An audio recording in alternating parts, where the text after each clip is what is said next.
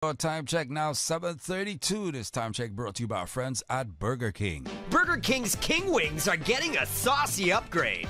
Get ready to turn up the heat. King Wings are now available covered with our hot honey garlic sauce. You can still order the classic King Wings, fried, lightly salted, unbreaded, and with your choice of buffalo, barbecue, or sweet and sour sauce. But now, you can get them smothered in hot honey garlic sauce, too. Only available at Burger King. And grab them late at 7 Mile Beach or Red Bay. Open till midnight Thursdays and 1 a.m. Fridays and Saturdays. Radio Cayman. The voice. The heart. The soul of the Cayman Islands. For the record, proudly brought to you by Coca-Cola, available across the Cayman Islands from Tortuga distributors. Accept no substitutes. Taste the feeling with Coca-Cola. Brand Source Home Gallery, inspiring luxury. And JN Money. From abroad to yard. Fast, affordable, convenient. Doctor's Hospital. Peace of mind is important when life happens. Doctor's Hospital, always there for you. Call 949-6066. And by the STEPS 2023 National Health Survey. Visit gov.ky/steps to learn more. And Cayman Airways. Call them on 949-2311 to book your nonstop flights to Los Angeles and Panama. And now, Barbados. And Digicel, Cayman's bigger, better network. This is For the Record with Orett Connor. Coming to you live from Radio Cayman Studio. For the record. For the record. For the record. Hear from your government officials, independents, and the opposition on issues that matter to you. For the record. Engage in an open dialogue between residents and lawmakers. For the record. For the record. For the record. Informative, impartial, insightful. This is your talk show. 1-800-534-8255. Your calls, your input. This is For the Record. And now, your host, Orett Connor.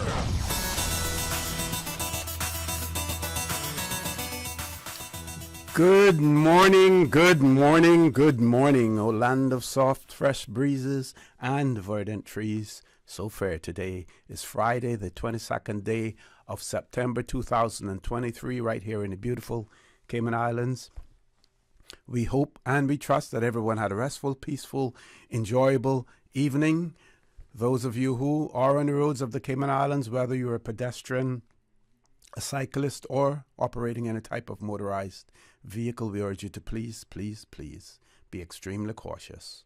Ensure that you observe the rules of the road. Remember, the life you save may be your own. Also, remember that our future, our precious ones, are on the roads of the Cayman Islands this morning. They're either walking to school, cycling to school, on a school bus, or in a private vehicle with a parent or a guardian. Please be conscious of that fact and, again, ensure that you observe the rules of the road. For those of you who are celebrating a birthday today, we want to wish you a happy birthday, or if you've celebrated one over the past few days, a belated happy birthday to you as well. And to remind you that this segment of For the Record, the birthday shout-outs are brought to you by Pizza Boat.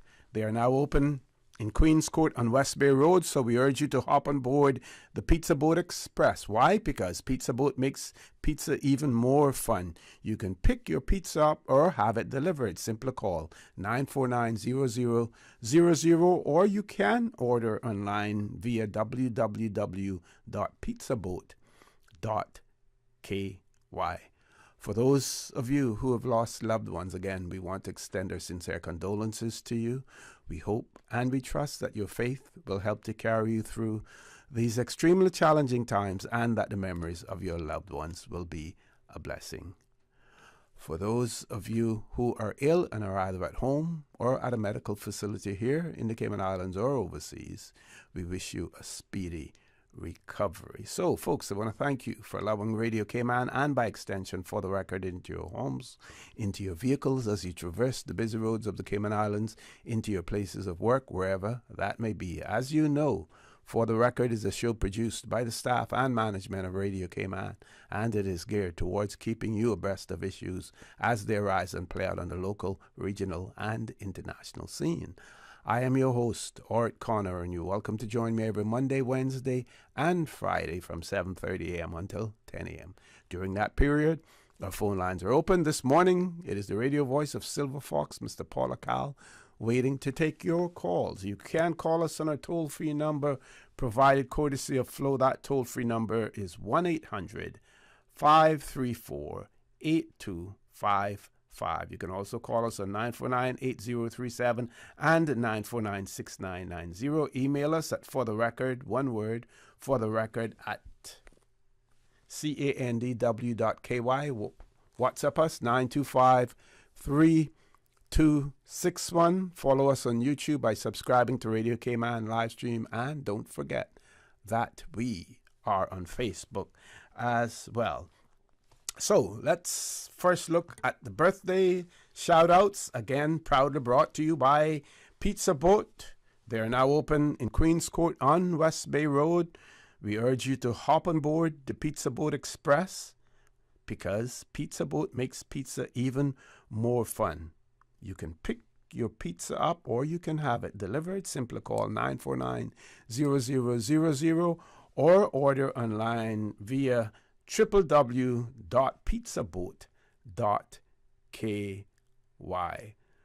So, let's look at today's birthday greetings, and we see that Mr. Waltero Ebanks is celebrating his birthday today. Miss Tiffany Ann Rankin also celebrating a birthday today. Miss Andrea Ebanks celebrating her birthday today. And someone by the name of Wolfgang Bremick also celebrating a birthday today. Then let's see, tomorrow, since there won't be any for the record, tomorrow we have Yolita Phillips celebrating her birthday, Junior Kelly celebrating his birthday, and Barry G. Gordon celebrating a birthday tomorrow as well. And then on Sunday, we have Miss Lorna E. Bush celebrating her birthday, Carolyn Power is celebrating her birthday, and my better half, Miss Grace Webb, also celebrating her birthday on Sunday, September 24th. So again, Sunday, September 24th, Lorna E. Bush, Carolyn Power, Grace Webb. On tomorrow, we have Yolita Phillips, Junior Kelly, Barry G. Gordon. If I'm correct, Paul, he's a radio personality in Jamaica. There was a Barry G. I think he's still alive. Stand to be corrected on that. Anyone with additional information, please let us know, but I'll Google it. Meanwhile, I will Google it. So, and then, of course, today, we have Mr. Waltero Ebanks, Tiffany Ann Rankin, Andrea Ebanks, and Wolfgang Bremick. Again, the For the Record birthday shout-outs proudly brought to you by Pizza Boat. They are now open in Queens Court on West Bay Road. We encourage you to hop on board the Pizza Boat Express because they make pizza even more fun. You can have your pizza delivered or you can pick it up. Simply call 949-0000 or you can order online via www.pizzaboat.ky. Now, for some of you, if you were up late last night, you would know that our Parliament continued until early this morning as well. So, and they plan on resuming, I believe it is at 11 o'clock today. I am also happy to announce to you, to inform you that Deputy Premier and Minister, the Honourable Juliana O'Connor Connolly, will be in the studio with us after the 8 o'clock news as well. We expect to have in the studio along with her the acting chief officer in the ministry, as well as the acting director of the Department of Educational Services. They will be talking about education, and it is quite possible that we may also have the principal from John Gray High School in the studio with us. So wanted to pass that information on to you as well. Looking at some regional news, we see in the Jamaica Gleaner that Jamaica experienced 5.0 magnitude earthquake around about 7:30 p.m. Yesterday. It was reportedly felt right across the island. Cuba and sections of the United States also reported feeling the impact of that. Also in Jamaica, we see that the Speaker of the Jamaica Parliament has resigned with immediate effect as the Speaker of Parliament, and she has also resigned her from being a parliamentarian as well. And I will quickly read this before we go to the commercial break. In her statement, her full statement, she says, "I have over the past 2 days read the Integrity Commission's report detailing the circumstances of the omission of a motor vehicle from my statutory declaration and have taken note of the public sentiments on this issue. Nowhere in the entire report has the Integrity Commission raised any question or concern about the source of funding of the vehicle, which was purchased through a loan from Sagicor Bank. The vehicle was never sold or transferred to anyone in the past 7 years, although there was nothing preventing me from doing so after the 3-year mandatory restriction was lifted. I maintain to this day that the omission of the vehicle was a genuine oversight on my part." She goes on to say that there will have been no allegations against my name had I included the vehicle in my declaration. Therefore, I had no motive to have deliberately omitted it. Since the Integrity Commission has decided to charge me criminally for an omission, I have considered the damage this has done to my reputation and have decided to tender my resignation both as the Speaker of the House of Representatives and Member of Parliament for South Trelawney with immediate effect. What has happened to me could have happened to any other Member of Parliament, public servant, or civil servant. As a woman maintaining a family and as a Member of Parliament, the Speaker of the House of Representatives and managing partner of a law firm, the toll that it has taken on me is immense. I wish to state categorically that my decision to entirely voluntarily and my decision is entirely voluntary, and not at the request of anyone. I also wish to state and emphasize that I remain loyal and committed. I remain a loyal and committed member and supporter of the Jamaica Labour Party, and more particularly to the Andrew Holness administration. I will continue to render assistance in whatever way I can, and I will always support my party. I must, without reservation, thank the people of South Trelawney for their unwavering support of me during this period and for returning me as a Member of Parliament on 4 consecutive occasions. Their support and love have kept me strong throughout my political journey. However, the present circumstances are completely contrary to my own personal principles and beliefs, which I have always lived by. I look forward to the trial of this matter, for which the Integrity Commission has ruled that I be charged, to be concluded in a court of law rather than a court of public opinion.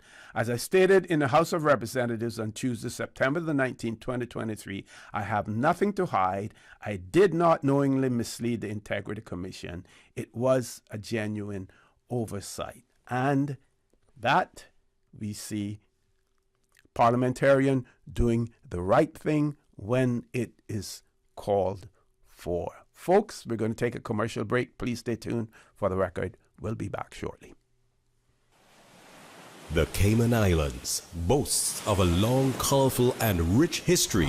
In tribute to our roots, Radio Cayman, the voice of the Cayman Islands, is pleased to bring you the Historical Vignette Series, brought to you by Rotary Central. For more than 110 years, Rotary members have used their passion, energy, and intelligence to take action on sustainable projects. The Cayman Islands, He hath founded it upon the seas. Mary Jeanette Bodden, 1861 to 1934. Mary Jeanette was the first trained midwife in Bodden Town. She was trained by Commissioner George S.S. Hurst, a medical doctor who issued her a certificate of completion of her training. She was noted in town for her strict regimen of hygiene, and she delivered numerous healthy babies throughout the district, staying with the mother and caring for her baby for 9 days after the birth. She herself was the mother of 11 children, 3 of whom she lost to typhoid epidemics before the arrival of Commissioner Hurst.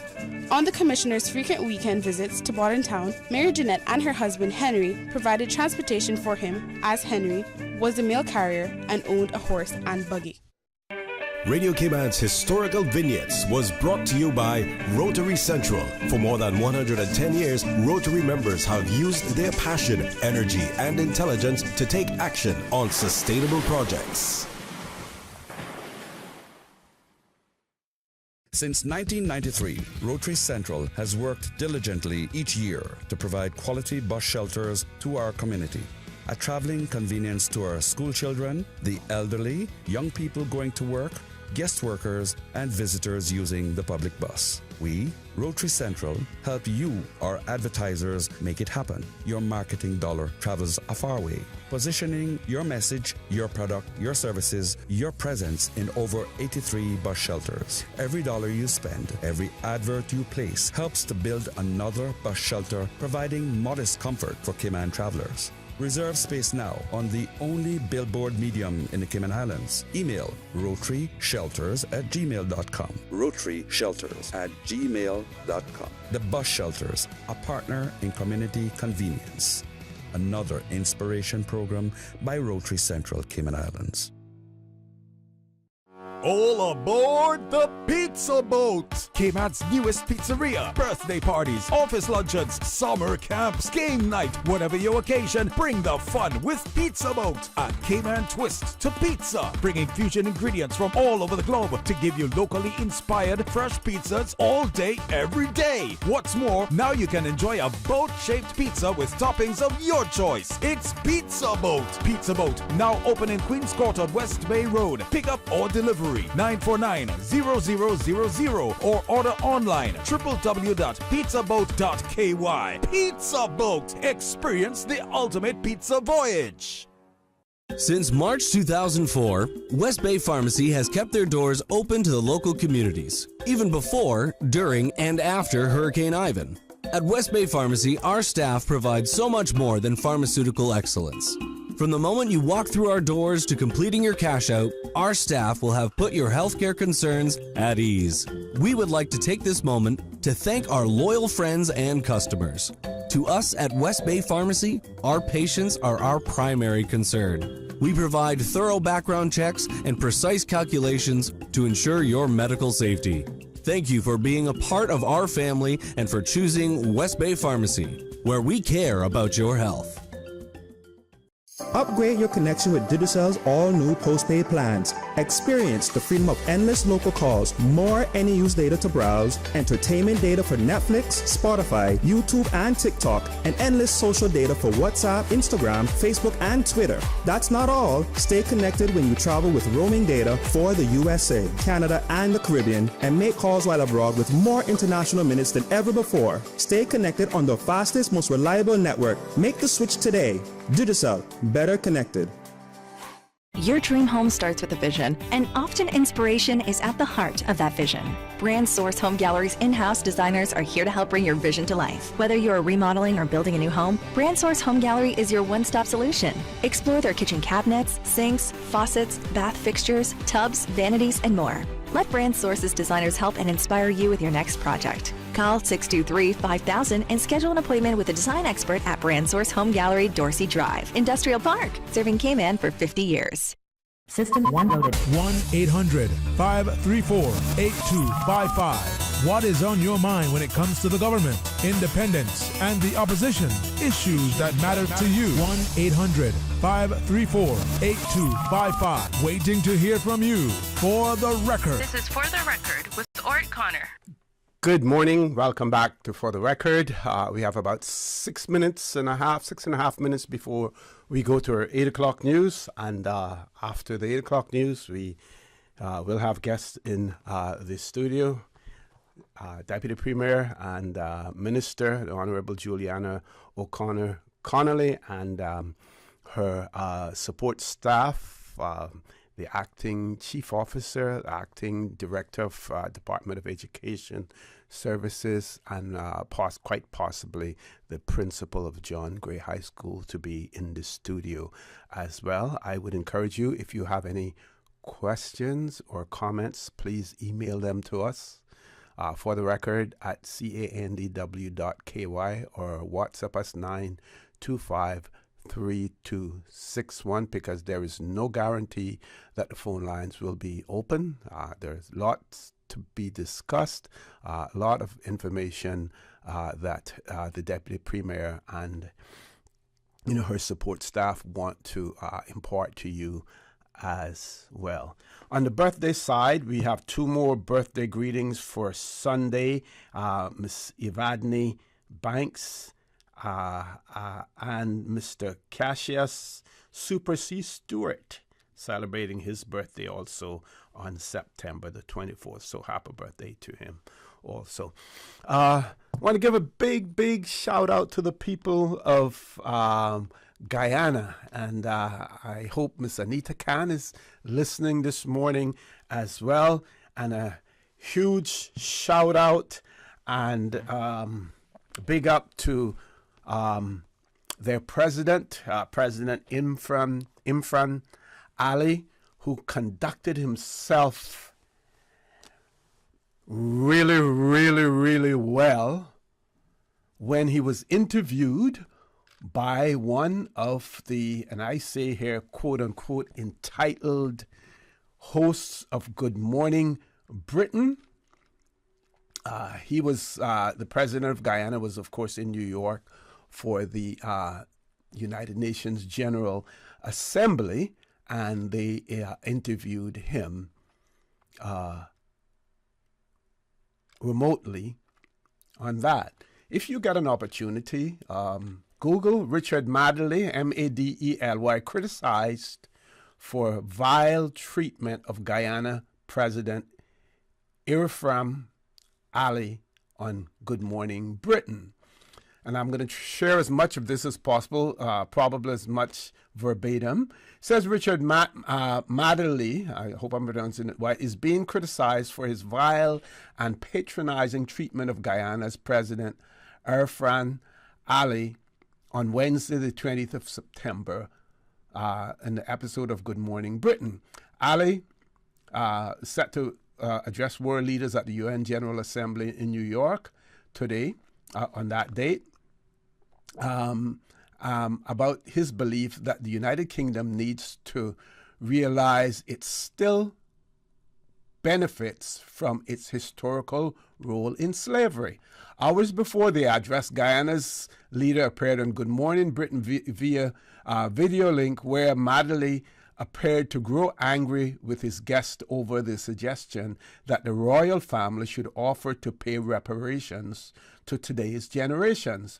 While Madeley questioned why, and I quote, someone who maybe had an ancestor 7 or 8 generations ago should carry the burden of past actions, Ali replied, "Oh, it's not a burden at all.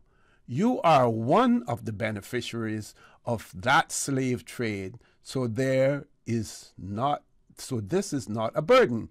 He continued, you should be concerned and you should pay because you today still benefit from the greatest indignity to the human being, and that is the slave trade. And not only did you benefit during the slave trade and your country develop, but look at what it cost the developing world. During slavery, resources were used to build your country, build up your capacity. You were able to then become competitive, able to invest in the mechanization, and developing countries like ours were left behind. So you should be very concerned because you are the prime beneficiaries of exploits of slavery. Marjorie, growing increasingly frustrated, asks, one of your points that you'll be making today is about a royal family, and you feel it is not just about the finances involved for you in terms of reparations about slavery, it's about gestures. Here he slammed his hand on the desk in front of him, adding, and you think the British royal family should make gestures, don't you? What do you mean? Hand over the palace? Ali, keeping his cool, replied, Well, no. We don't want the British to hand over a palace that we built. While Madley could be heard laughing at Ali's answer in the background, the president continued, if you go to many of the palaces in Britain, you'll see the lovely handwork from Guyana. You will see the sweat, tears, and blood of the slaves who were exploited and the revenue that was earned from that exploitation. So we're not asking for a palace, we're asking for justice. Madley has since been criticized not only for his questions, but the vile and condescending manner in which he asked them, and his reaction of slamming his hand on the table and laughing over Ali's response. And then it goes on to talk about some of the remarks that other personalities have made in relation to this. So this has made headlines in the UK, made headlines in Guyana as well. And again, we want to give a big applause to President Ali for maintaining his cool and telling those entitled and beneficiaries of slavery, telling them like it is. Folks, top of the hour, 8 o'clock news. Please stay tuned for the record. We'll be back immediately after the 8 o'clock news. Radio Cayman time check now, 8:01. This time check brought to you by our good friends at Foster's. Honey, look what I found. What did you get? Foster's Finds. Foster's found what? No, Foster's Finds. Wild brine kimchi, plant-based deli sauces, ancient nutrition collagen protein, and look, they gave me a free reusable bag just for buying Good Pop ice cream. I hadn't heard of these products before. That's because Foster's Camana Bay gets a bunch of new specialty items each month for Foster's Finds. These look amazing, but you do know that's not a shoulder bag, right? I like the way it brings out my eyes. Foster's, better selection because we care. Satisfaction is guaranteed 24 hours a day, whether it's music or information. From Grand Cayman to Cayman Brac to Little Cayman, we've got you covered. You ever hear a thing like that? Radio Cayman in the Cayman Islands. The 8 a.m. news is brought to you by ValueMed Pharmacy. Save time and order your prescription refills online at value-medpharmacy.com. VALU-medpharmacy.com. For today's biggest news. Radio Cayman, the voice of the Cayman Islands.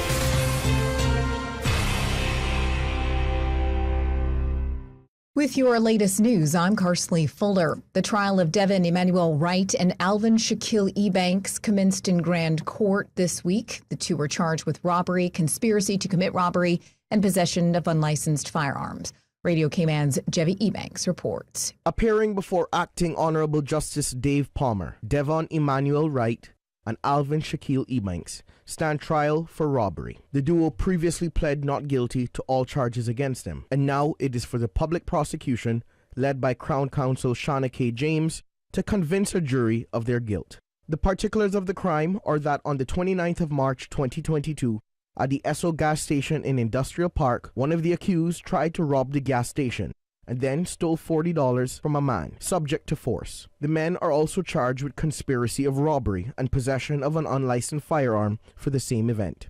Devon Emmanuel Wright was represented by defense attorney Jonathan Hughes of Samson Law, and defense attorney Keith Myers represented Alvin Shaquille Ebanks. Before opening the case, Acting Honorable Justice Palmer reminded the jury not to research the matter or discuss any part of it outside their number, including via any social media platform. The prosecution opened the trial showing the first piece of evidence, CCTV footage showing that two masked men arriving at the gas station on a motorbike, one entering the store firing a firearm and proceeding to go behind the counter. After not receiving money from behind the counter, the masked individual is seen robbing a customer at the establishment who is laying on the floor during the robbery. As a part of the police investigation, a motorbike believed to be used in the robbery was found at a location belonging to a cousin of one of the accused. It is alleged that after leaving the gas station after the robbery, the duo ditched the bike and switched to a Volvo car. Before adjourning for the day, the first witness was called,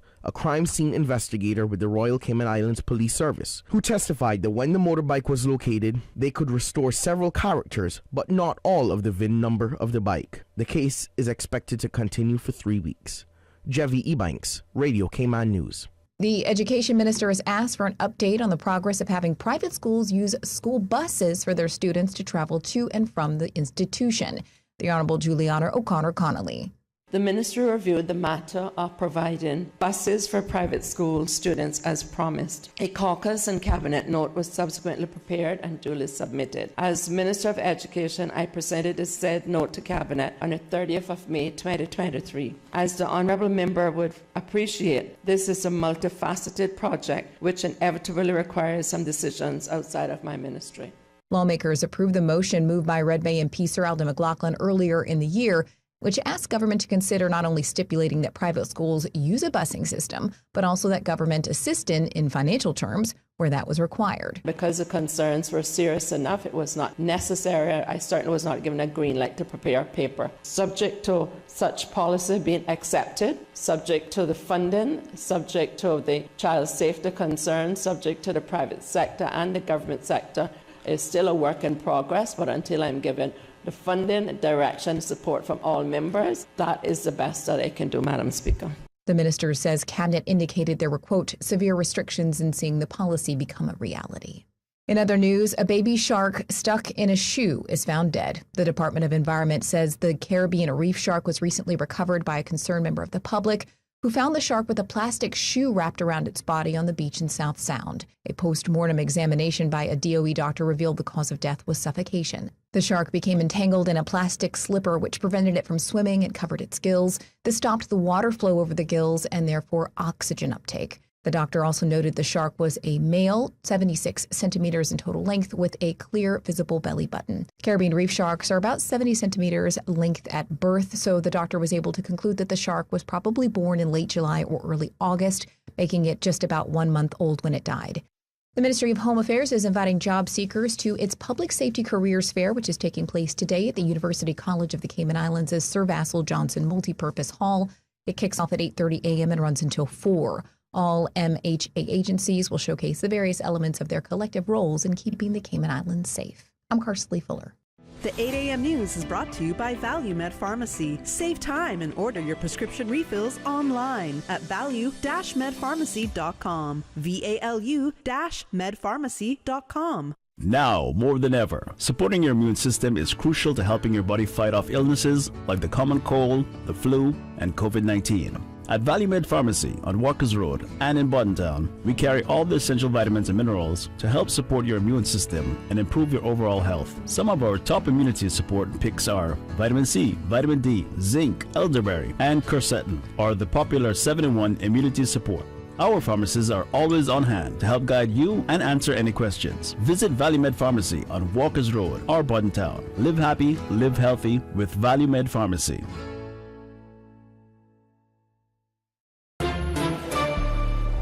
Stay in touch with Radio Cayman with the latest up-to-date, accurate news and information. For your convenience, the headline news will be repeated on our sister station, Breeze 105.3 FM, weekdays at 8:30 a.m. Follow Radio Cayman on social media, Facebook, Instagram, Twitter, or download the Radio Cayman app in the App Store or log on to www.radiocayman.gov.ky and stay connected to what's happening in the community. Radio Cayman, your voice, your choice, your radio.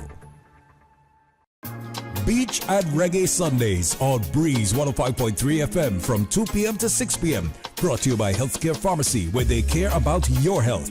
2 locations, Governor Square and Grand Harbor. Governor Square open Monday to Saturday, 9 a.m. to 6 p.m. Grand Harbor open Monday to Saturday, 8 a.m. to 10 p.m. and open on Sundays, 10 a.m. to 6 p.m. Call 947-8900 or visit healthcarepharmacy.ky. Remember to discard all fresh fruits and vegetables, meats, all foods in canisters, dented, leaking or rusting cans after they have come in contact with flood water. Also discard foods that are stored in cardboard boxes, paper foil, cellophane, and cloth, as well as those in open containers and packages. For more post-hurricane food safety tips, visit DAH website at www.gov.ky/DAH. The 8:12 a.m. weather report brought to you by CG Britcay, where people come first.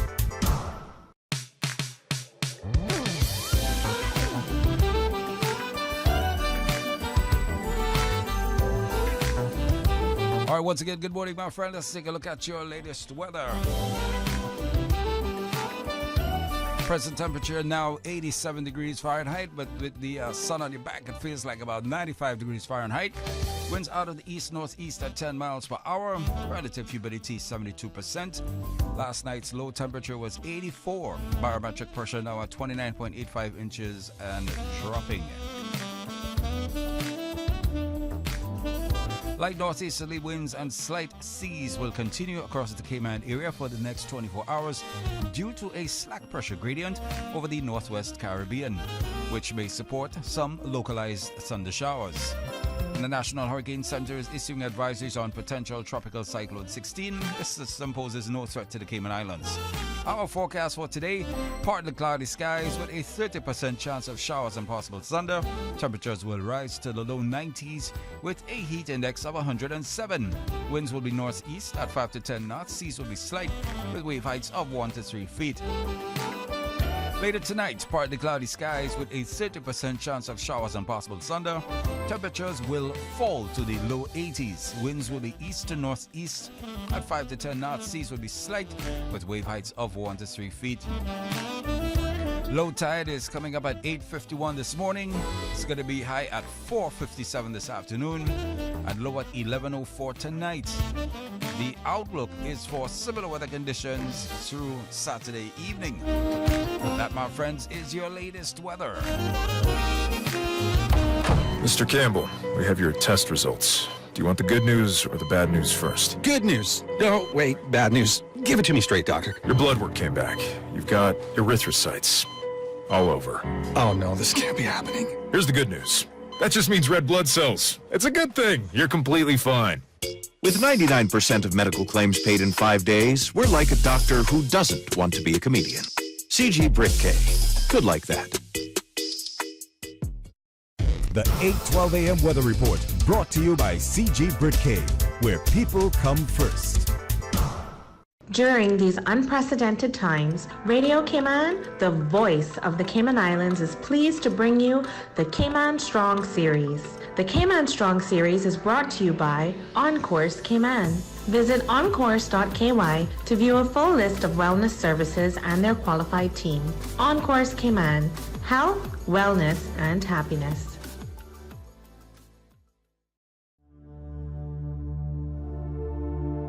Change your thinking, change your life. There's no great success without commitment. As motivational speaker Tony Robbins said, individuals who succeed have a belief in the power of commitment. If there's a single belief that seems almost inseparable from success, it's that there's no great success without commitment. If you look at successful people in any field, you'll find they're not necessarily the best and the brightest, the fastest and the strongest. You'll find they're the ones with the most commitment. Change your thinking, change your life. During these unprecedented times, Radio Cayman, the voice of the Cayman Islands, is pleased to bring you the Cayman Strong Series. The Cayman Strong Series is brought to you by Encourse Cayman. Visit encourse.ky to view a full list of wellness services and their qualified team. Encourse Cayman, health, wellness, and happiness. These days, feelings of loneliness, anxiety, stress, and depression can be overwhelming. Just know you are not alone. Encourse Cayman offers private mental health services for children, teens, adults, and groups. Visit encourse.ky to view a full list of wellness services and their qualified team. Encourse Cayman, health, wellness, and happiness. The traffic report is brought to you by Subway. Planning a meeting, event, or office celebration? Visit subway.ky to place your catering order today. All right, good morning, my friends. If you're just leaving home and heading into the Georgetown area, especially from the eastern districts, yeah, of course, you're going to be running into some traffic. Looking at the east-west arterial, flowing traffic, not much traffic at all. Traffic seems to have eased up coming out of the east-western districts. Of course, getting to the King Sports Center, bit of traffic along the Elizabeth Pearson and along Crew Road. Traffic also going through South Sound. And of course up through Walker's Road, those continuing through South Church Street and onto Seafarers Way. Bobby Thompson Way, of course, has the traffic, and continuing on to Huldah Avenue as you get onto the CNB roundabout.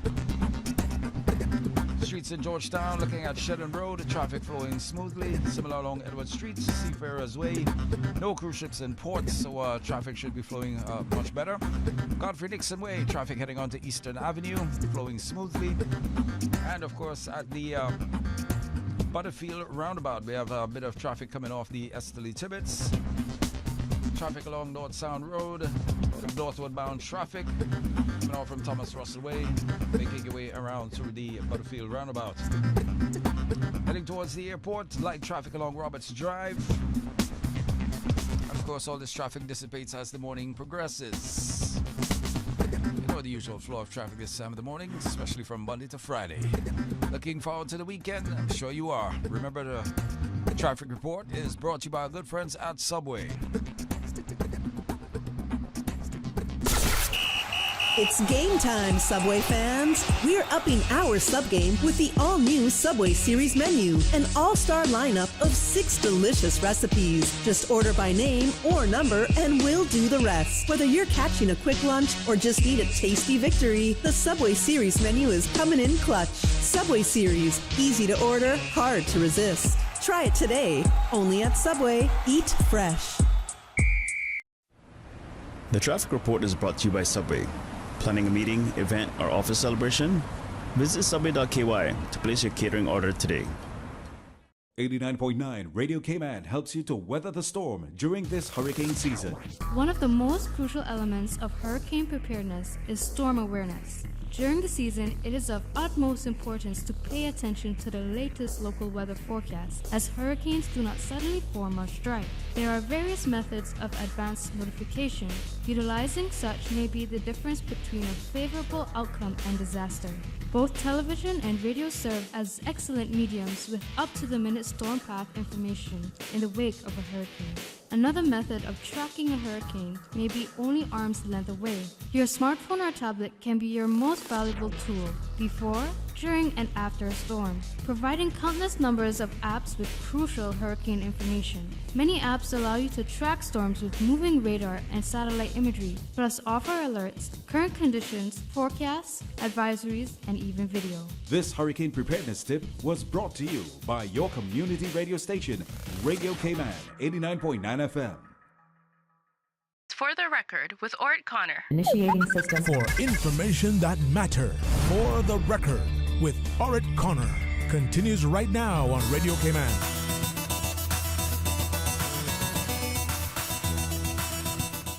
Good morning and welcome back to For the Record. At our next commercial break, we will have our guests in the studio with us.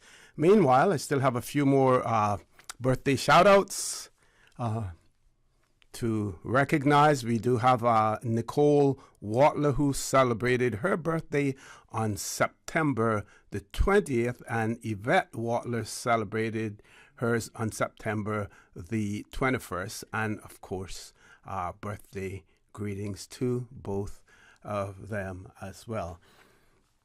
So, what I want to share with you very quickly is the press release that was issued in relation to the STEPS 2023 National Health Survey that was conducted and that it has closed off. And you would have heard the Chief Medical Officer on Radio Cayman, For the Record, as well as talk today, talking about the STEPS program, along with the epidemiologist, Miss Rachel Corbett. So they have now, the press release states that the STEPS 2023 National Health Survey, an endeavor from the Ministry of Health and Wellness to collect data on non-communicable diseases and their risk factors, wrapped up on Sunday, the 3rd of September. The STEP survey was made up of 3 parts. Step 1 consisted of a questionnaire which asks participants about their lifestyle and behavior. Step 2 was made up of in-home physical measurements, including height, weight, and hip and waist circumference. And step 3 was a finger prick blood measurement conducted by a nurse. Overall, the survey response was quite successful, as they had over 1,900 participants for step 1, 1,700 participants for step 2, and 1,000 participants for step 3. So we saw, the declining numbers from step 1 at 900 to step 3 at 1,000. Not sure why people didn't continue to participate. I did hear some anecdotal evidence in relation to why, and I'll talk about that if time allows. So that was explained by the national epidemiologist, Ms. Rachel Corbett. And she's quoted as saying, "This means that we have nationally representative data on the risk factors for non-communicable diseases, which will be incredibly helpful in planning public health interventions and services in the future." Dr. Nick Gent is quoted as saying that he believes it is important to recognize just how much work was put into this endeavor. He points out that it took over 10 months of planning, 13 weeks in the field, 37 enumerators, 24 nurses, 5 supervisors, as well as multiple partnerships, including with the Economics and Statistics Office, the Health Services Authority, the Cayman Islands Red Cross, the Royal Cayman Islands Police Service, District Administration Office, and even the Public Library Services, all of which was coordinated by a team of 4 at the ministry, with multiple other projects and demands on their time. The Minister for Health and Wellness, the Honorable Sabrina Turner, is quoted as saying, "I am very grateful to everyone who has ensured that our National Health Survey was such a success. To our ministry team, our field team, our community partners, and most of all, those who were randomly chosen to participate, who agreed to be a part of this, thank you. This was truly a national effort. We were in all districts, on all of our 3 islands. For the first time, we have nationally representative data for all 3 steps. And I look forward to being guided by this information in my decision making. Those are the words of the Honorable Sabrina Turner. The press release goes on to point out that the survey data is being processed by the ministry team. Some preliminary results are expected in the fourth quarter of 2023, and the full report is anticipated in quarter 2 of 2024. And again, the Minister for Health and Wellness, the Honorable Sabrina Turner, is quoted as saying, "We look forward to sharing the survey results with partners, stakeholders, and the community." So let's go back and look at the declining numbers. So we had over 1,900 participants that started out in step 1. Then we saw it decline by about 200, and then it declined by another 700 to 1,000. Now, I have heard some people say that some of the questioning may have been a little bit onerous, and it may have been too much. I think and I could be wrong, but I have heard someone say that on step 3, when they came to do the little prick to get the blood sample, that there were additional questions that were being asked. So some persons may have felt that they were being overwhelmed by questions. And that is understandable to an extent. But what people also have to realize and should realize is the importance of this collecting this data. Participants were chosen randomly, but it is good to know that based on the number of participants, that the ministry will still be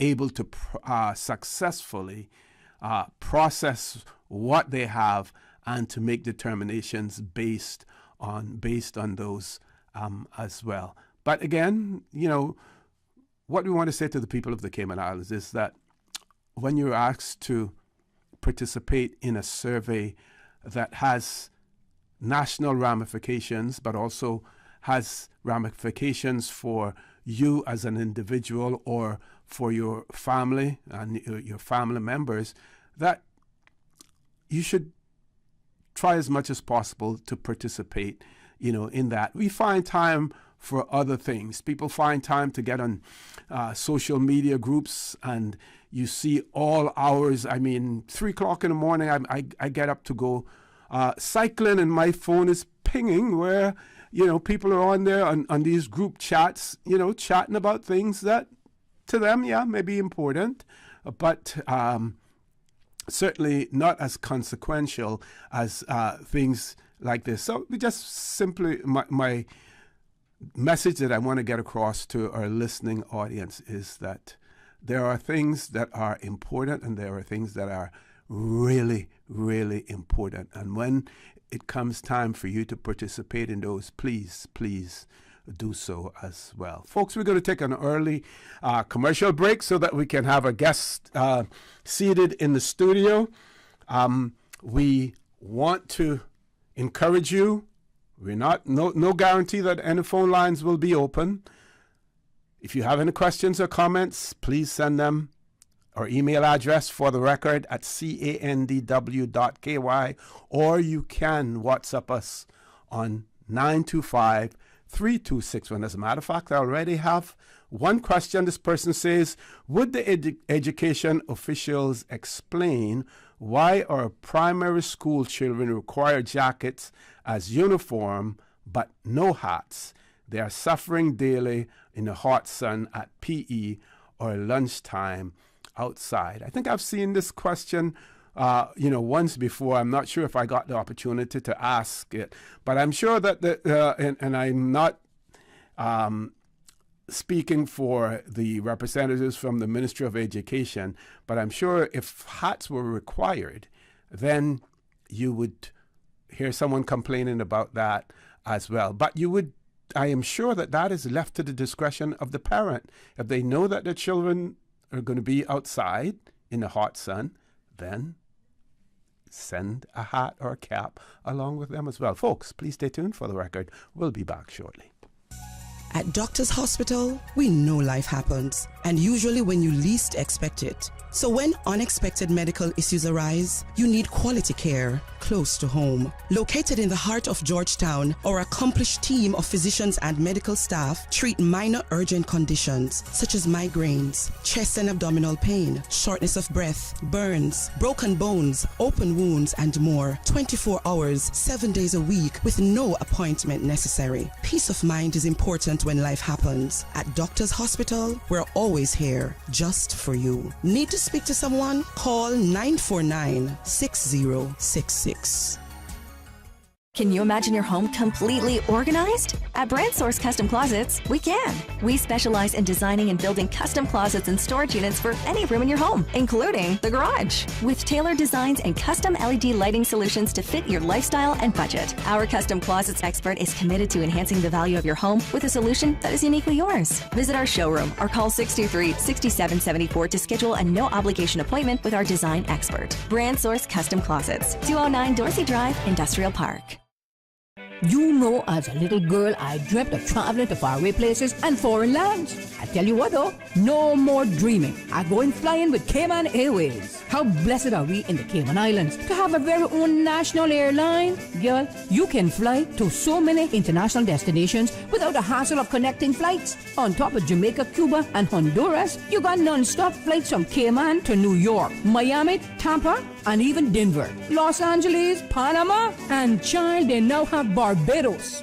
Going to be a little cafe con leche and Hollywood Squares for this old gal. Make your travel dreams come true with Cayman Airways, offering non-stop flights for non-stop adventures in Panama, LA, and many more places in between. For details and to book, call 949-2311, contact a travel agent, or visit CaymanAirways.com. We are now in the hurricane season, and to survive a hurricane, you need to be informed. If you have been informed by official sources that a hurricane is approaching the Cayman Islands, and you live in a low-lying area that is prone to flooding or near the beaches, which may be swept by high tides or storm waves, please seek a safe place and high ground. If the only way for you to get to a safe place is a road that is also likely to be flooded during a storm, please leave home early. Don't run the risk of being stranded. This has been a public service announcement from your community station, Radio Cayman. System 1 loaded. 1-800-534-8255. What is on your mind when it comes to the government, independence, and the opposition? Issues that matter to you. 1-800-534-8255. Waiting to hear from you. For the record. This is For the Record with Orett Connor. Good morning and welcome back to For the Record.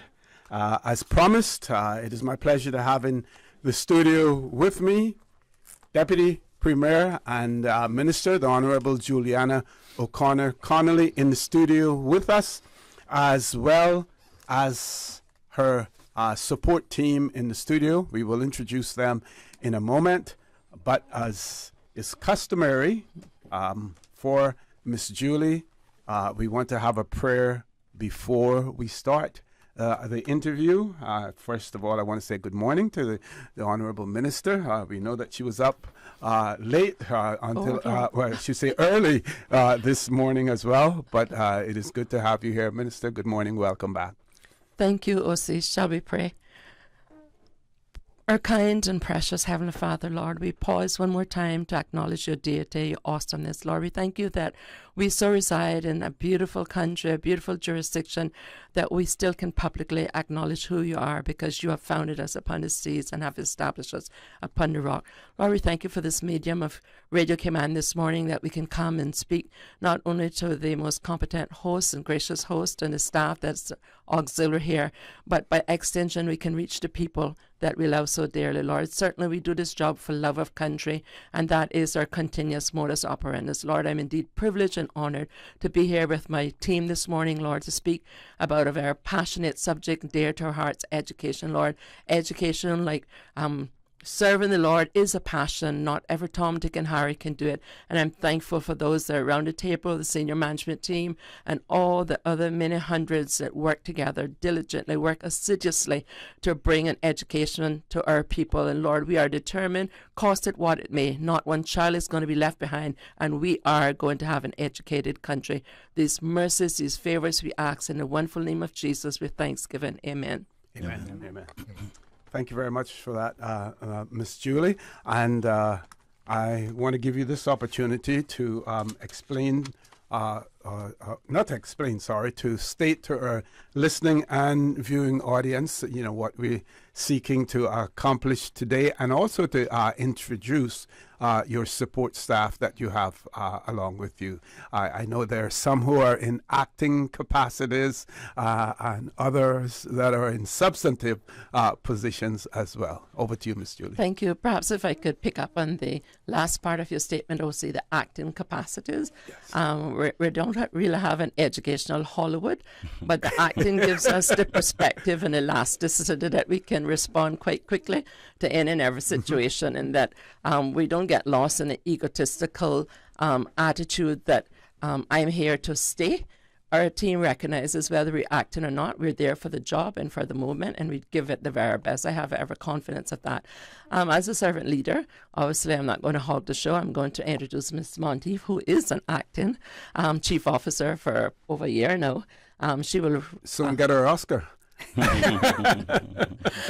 Well, save and accept, we live in a jurisdiction where it's similar to what Jesus went through in Nazareth. Can any good thing come out of Nazareth? We haven't got through that phenomenon that if you're localized, it takes quite a while to get up to the Oscar level. But we acknowledge our people in education, and we matter not where they come from. Everyone is equal around the table, and we give them the accolades they deserve long before we have to do an obituary. Our team knows that they are appreciated, and we say that privately and we say that publicly.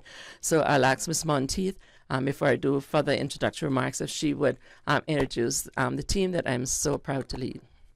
Okay. Good morning, OC. Good morning. Good morning, Radioland. We're really delighted to be here this morning, and I do thank you for giving us that opportunity. To our ministers left, going around the table, we have the acting director of the Department of Education Services, Mr. Elroy Bryan, who you spoke about substantive post. His substantive post is as deputy director of the department. Yes. Next to him, we have Mr. John Clark, who is the principal of John Gray High School. And next to Mr. Clark, we have Dr. Richard Wildman, who is one of our senior school improvement officers in the Department of Education Services. And an early breaker. That's a cycling group. Back over to you, Minister. Thank you, OC. We were in recently and we talked about education. We shared some of the things that there's so much going on in education.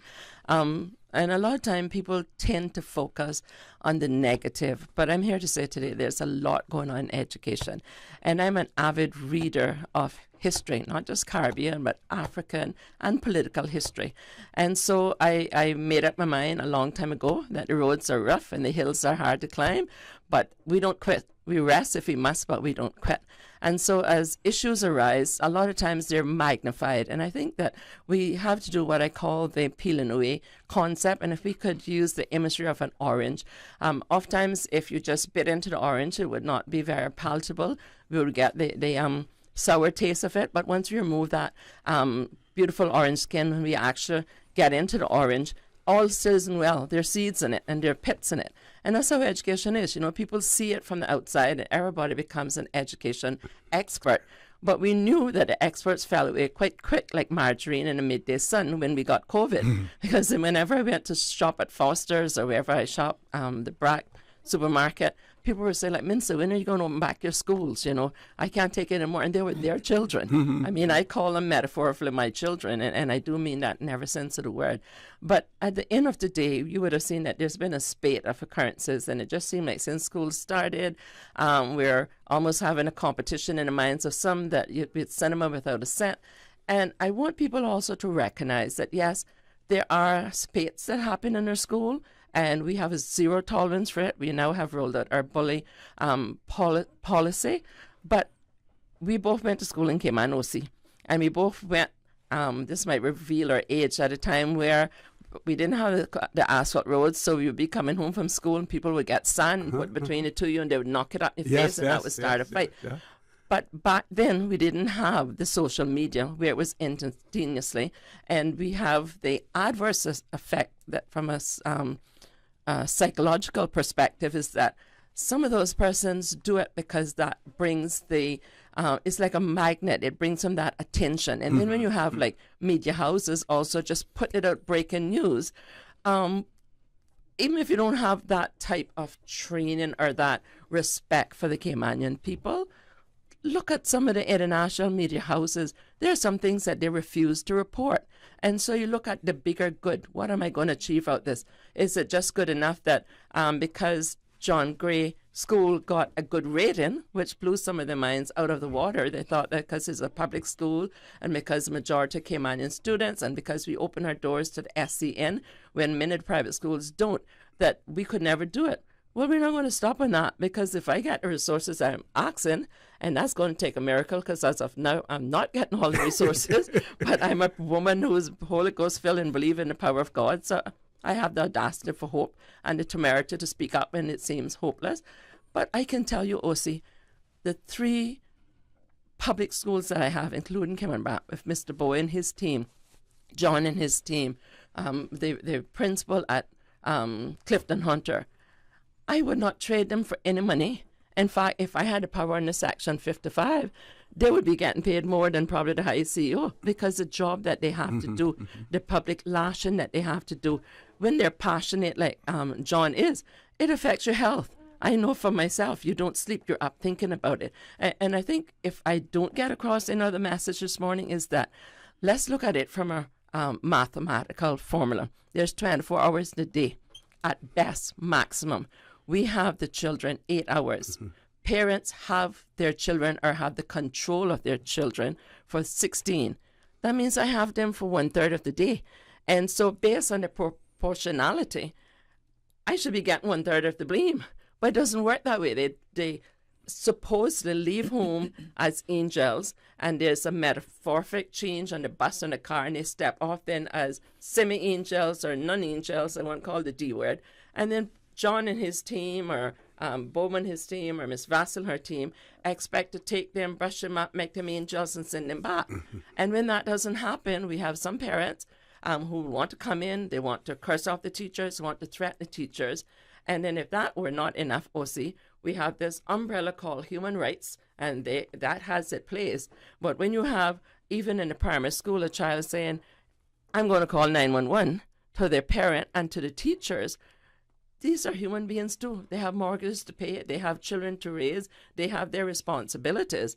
And we can see that if a teacher even attempts to say a word or instill discipline as we know it, then MASH is called in and it's an investigation. The teacher gets required leave. The reputational damage is irreparable. So there has to be a balance. And I understand, and just like Dr. Steve and Roy Borden, who have been through this Cayman struggle, we know, we are appreciative, we are cognizant, OC, that there are various levels of the social stratification.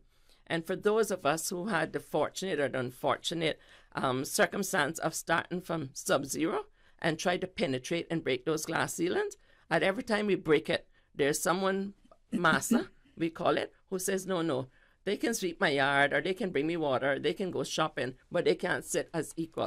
And I honestly suspect that we in the education departments, from a sociological perspective, when we took the decision, look, we're getting blamed that the public school isn't as good, so our children come to the public school, can't get the jobs. And I said, okay. They say that the British is the best. That's debatable, but that's what they said. I'm going to switch. We took trips with my team to the UK. We transitioned primary into the British curriculum, transitioning the secondary high school into the British curriculum. I supplied every single possible, imaginable infrastructure and resources, more than many first world countries. I've asked for an HR audit with the teachers, which were the last missing piece except the parents. So now today, I come to speak to the nation, OC, and you can hear that I'm passionate about this, Certainly, and I just break no bones. God blessed them with children. In fact, children are a heritage unto the Lord. Parents, it's now time for you to step up to the block. Take responsibility for your children. If you find you need advice or if you need help, the ministry is here. The social services is there. The Ministry of Health is, Wellness is there. And we have more churches in Cayman than probably any jurisdiction. Get help. Our children are angry. They need anger management, some of them. They're haven't quite rebound from COVID. Parents are under the high cost and the duress. And not every child comes from a home where you got everything. We provided the breakfast, the snack, the lunch. And they said that, oh, I'm turning it into social welfare. Well, if educating every one of my children, Caymanian, and those visitors elect in the public school is considered to be a social welfare, then I hope I get an A+ in it at the end of my term, because we cannot afford, OC, and the listening public, not to educate the children. And so I sometimes wondered, after being an athlete, how do you end up this size? God knew, because I've taken more licks than probably any other Minister of Education. But I know that when I got elected this time, each time I go to the Word of God, and I still believe in it, I make no excuses for that. And right there in my house on the bluff, it said Exodus 14:14. Although I've read through the Bible and I should have known it by heart, I didn't. And it said in summary, I, the Lord, will fight for you, hold your peace. And there have been many, many days that I've had to hold my peace. But there's a season in Ecclesiastes 3 for everything. This morning is a season. Come, let us reason together. Our children, our school, all the wonderful work we've done to educate is at risk. So you getting on social media or sending messages to the Premier about a minister's step now, that doesn't matter to me, OC. This is a position God called me to. When he is ready, he will remove me. I don't have no young children. I just have a passion and love for my country. But even if that happened, on the outside or the backbench, I'm a worse terror. So while there is time, there's an opportunity. Support your school. Support your school, and most of all, support your children, because it's a travesty what has happened now, where some children need help. We do not condone it. As it happened, we call the police. They're quickly arrested, and that pains my heart, because it means that some more is going to get incarcerated or fall through the gap. And for the most part, they're Caymanians. And some people rejoice about that. But with, again, I'll say with 35,000+ work permit, I need every child. And if we had strike oil, I would pay some Caymanians to have more children, because we're quickly becoming an endangered species. And what is really frustrating about this, OC, is that is some of our own Caymanians who are out there getting into that mentality of the 1834 mentality.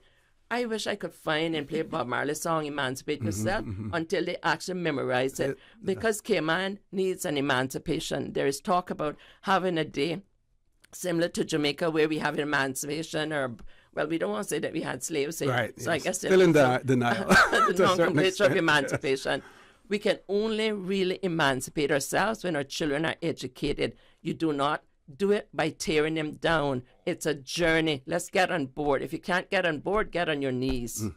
Now, we're seeing that some of the challenges that the education system is facing, some of the challenges that our young school children are facing, it's not restricted to any jurisdiction. It seems, to be a global phenomenon, as well.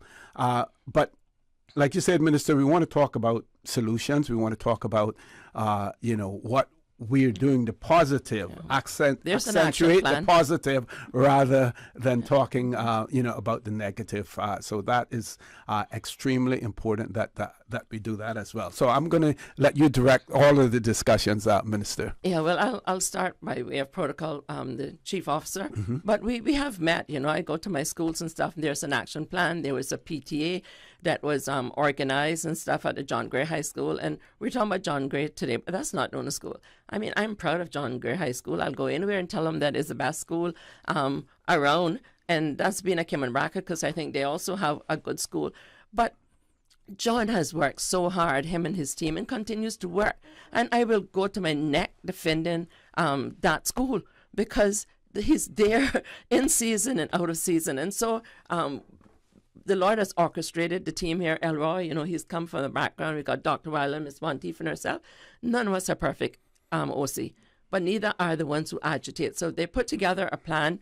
When I say put together, the plan has been enhanced. It has been revised to accommodate what's now going on. And I'll ask them to share that with you in the listening public. And feel free also to ask any question. Certainly. You can be hard talk today. I am ready. Okay. Now, we're at 8:47, and Paul, you said we can go up until 8:57, and then we're going to take a break for headline news. That's just a few minutes, and then we'll return. So just want to be mindful that in about 10 minutes, we're going to take a commercial break. Ms. Monteith. Okay, so also I'd like to start by acknowledging that as parents, I'm a parent, and persons out there are parents, and we have parents around the table.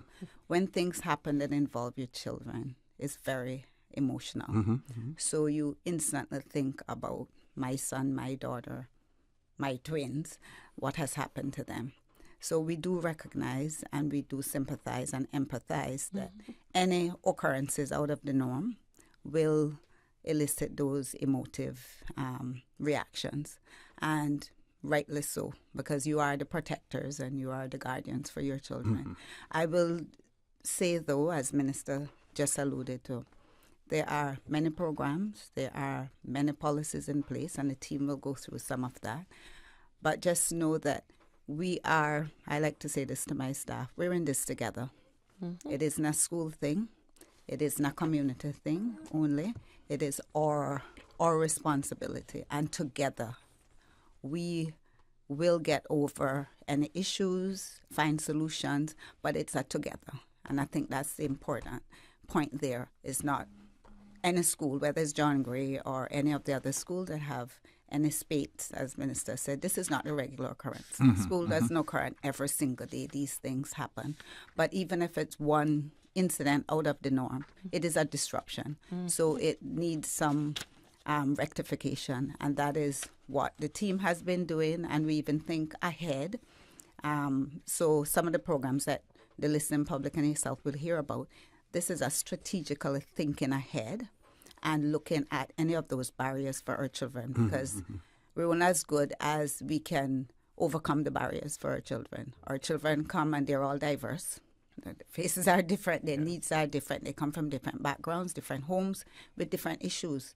On any one day, they'll come with a myriad of different things that they've had to face before they come to school. So we've had to think ahead and put in place systems and structures that will deal with these. So I'm going to ask Mr. Elroy now to perhaps lead off, and then we can go down the line. Mr. Elroy. Yes, sir. Good morning, all. I wanted to lead in, obviously, with Frederick Douglass' quote that says, "It's easier for us to build strong children than to repair broken men." And I think what we have to look at is that, as was said by our minister and also supported by our ACO, is that we're always in this constant growth pattern and growth mindset where we're trying to look at improving our system. And we wanted to reassure the public that we have systems in place. So some of the things that we look at in a comprehensive approach is we need to consider prevention programs. And one of the things that was said by both our minister and our ACO is our anti-bullying policy, which the public knows now has been revamped.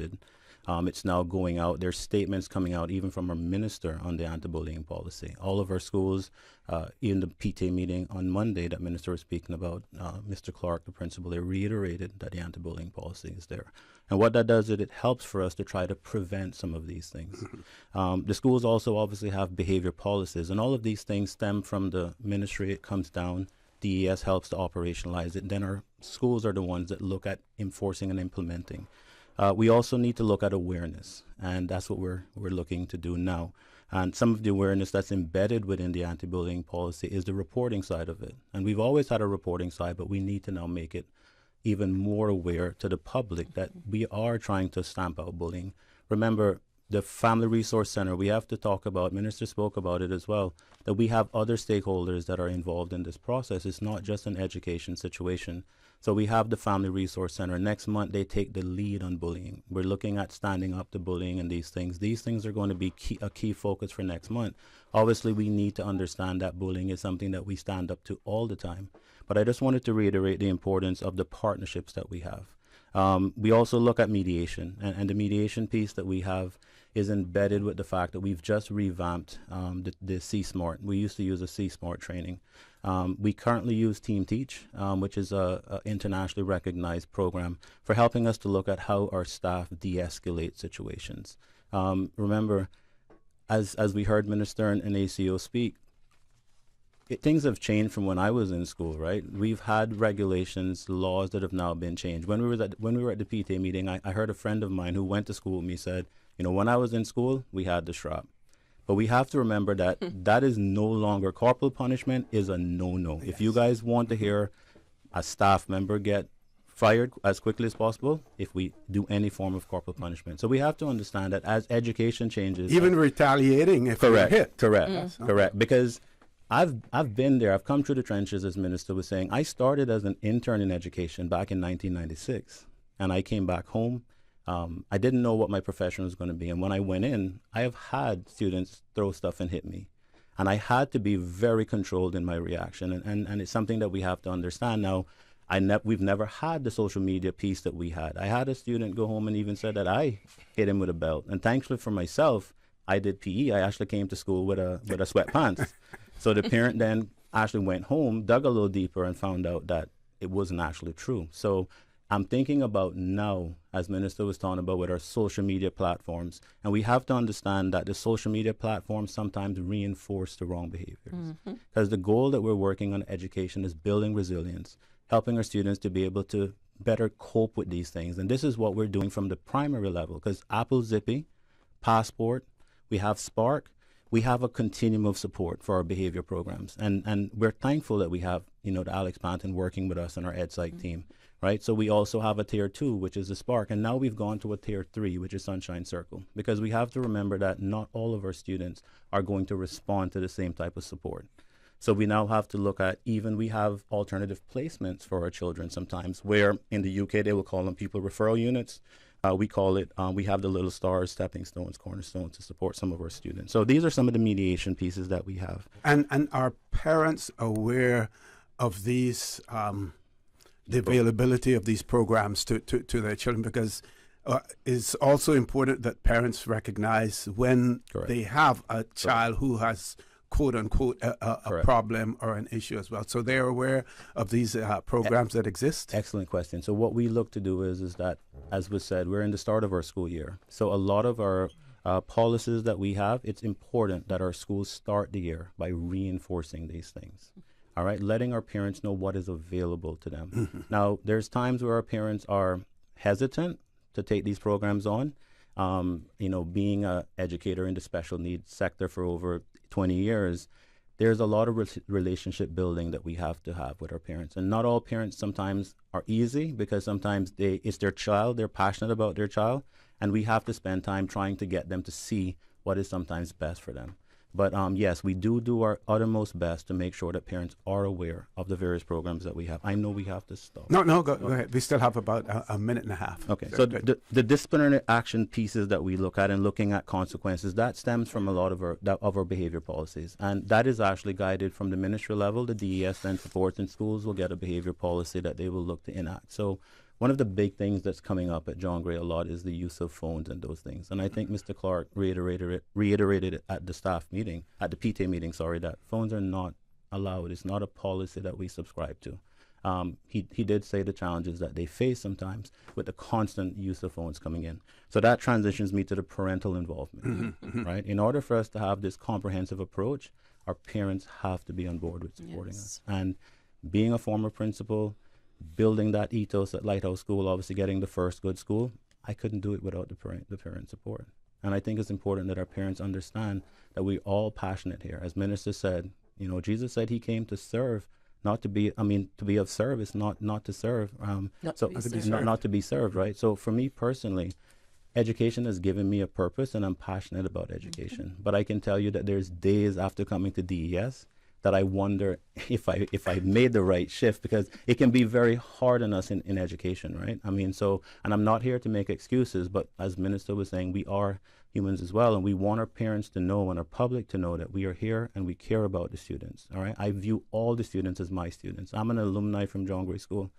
I'm a Dolphin. I always mess with people that I was in Dolphin, right? So that tends to start a bit of a debate there as well. It certainly takes a special person and a dedicated person to be a teacher, you know, as well. It has to be in your DNA as well. Folks, we're going to take that promised commercial break. When we return, the conversation will continue with the Deputy Premier, Minister for Education, Honorable Juliana O'Connor Connolly, and her support staff. Don't change that dial. Please stay tuned. Remember, if you have any questions, comments, please send them in to us as well. For the record, we'll be back shortly. At Doctors Hospital, we know life happens, and usually when you least expect it. So when unexpected medical issues arise, you need quality care close to home. Located in the heart of Georgetown, our accomplished team of physicians and medical staff treat minor urgent conditions such as migraines, chest and abdominal pain, shortness of breath, burns, broken bones, open wounds, and more. 24 hours, 7 days a week with no appointment necessary. Peace of mind is important when life happens. At Doctors Hospital, we're always here just for you. Need to speak to someone? Call 949-6066. Ready for more fun, more data, and endless connections? Digicel's all-new postpaid plans got you covered. Get more entertainment data for Netflix, Spotify, YouTube, and TikTok. Endless social data for WhatsApp, Instagram, Facebook, and Twitter. Roaming data for the USA, Canada, and the Caribbean. And more international minutes than ever before. Stay connected on the fastest, most reliable network in Cayman. Make the switch today. Digicel. Better connected. You know, as a little girl, I dreamt of traveling to faraway places and foreign lands. I tell you what though, no more dreaming. I'm going flying with Cayman Airways. How blessed are we in the Cayman Islands to have a very own national airline? Girl, you can fly to so many international destinations without the hassle of connecting flights. On top of Jamaica, Cuba, and Honduras, you got non-stop flights from Cayman to New York, Miami, Tampa, and even Denver, Los Angeles, Panama, and child, they now have Barbados. Going to be a little cafe con leche and Hollywood Squares for this old gal. Make your travel dreams come true with Cayman Airways, offering non-stop flights for non-stop adventures in Panama, LA, and many more places in between. For details and to book, call 949-2311, contact a travel agent, or visit CaymanAirways.com. There you go, sir. Thanks for choosing JN Money Transfer. Boy, thanks to JN Money Transfer, I can stay right here in Cayman and pay mama bills back home in Jamaica. Her water, light, phone, and other bills never late. Every month I pay everything in one place. Make payments to over 30 companies in Jamaica through JN Money Transfer. Fast, affordable, convenient. Call 1-800-744-1163 for details. Radio Cayman, the voice, the heart, the soul of the Cayman Islands. Today's biggest news. Radio Cayman, your voice, your choice. Local, regional, international. This is Headlines from Radio Cayman's newsroom. Today's biggest news. The headline news is brought to you by Health Services Authority and the Ministry of Tourism and Transport. The Ministry of Home Affairs is hosting a public safety careers fair at the University College of the Cayman Islands today. It's taking place through 4 p.m. at the Sir Basil Johnson Multipurpose Hall. Ukraine's military says it carried out the, quote, successful strike on the headquarters of Russia's Black Sea Navy in Crimea. Videos on social media show smoke billowing from the building. The BBC is working to verify the images as they emerge. One serviceman is missing, according to the Russian Defense Ministry, updating an earlier report that he had been killed. The Russian-installed governor has warned residents to stay away from the city center. Ukraine has carried out several attacks on Crimea this month, destroying a Russian air defense system and damaging a ship and a submarine in a dry dock. Russia illegally annexed the southern Ukrainian peninsula of Crimea in 2014. Those are your headlines. I'm Carsley Fuller. Today's biggest news. Radio Cayman, your voice, your choice. Local, regional, international. This is Headlines from Radio Cayman's newsroom. Today's biggest news. The headline news is brought to you by Health Services Authority and the Ministry of Tourism and Transport. It's one of the best moments of your life when you welcome your baby into the world. The HSA's experienced women's health and maternity team provides the highest quality of care throughout your pregnancy and delivery.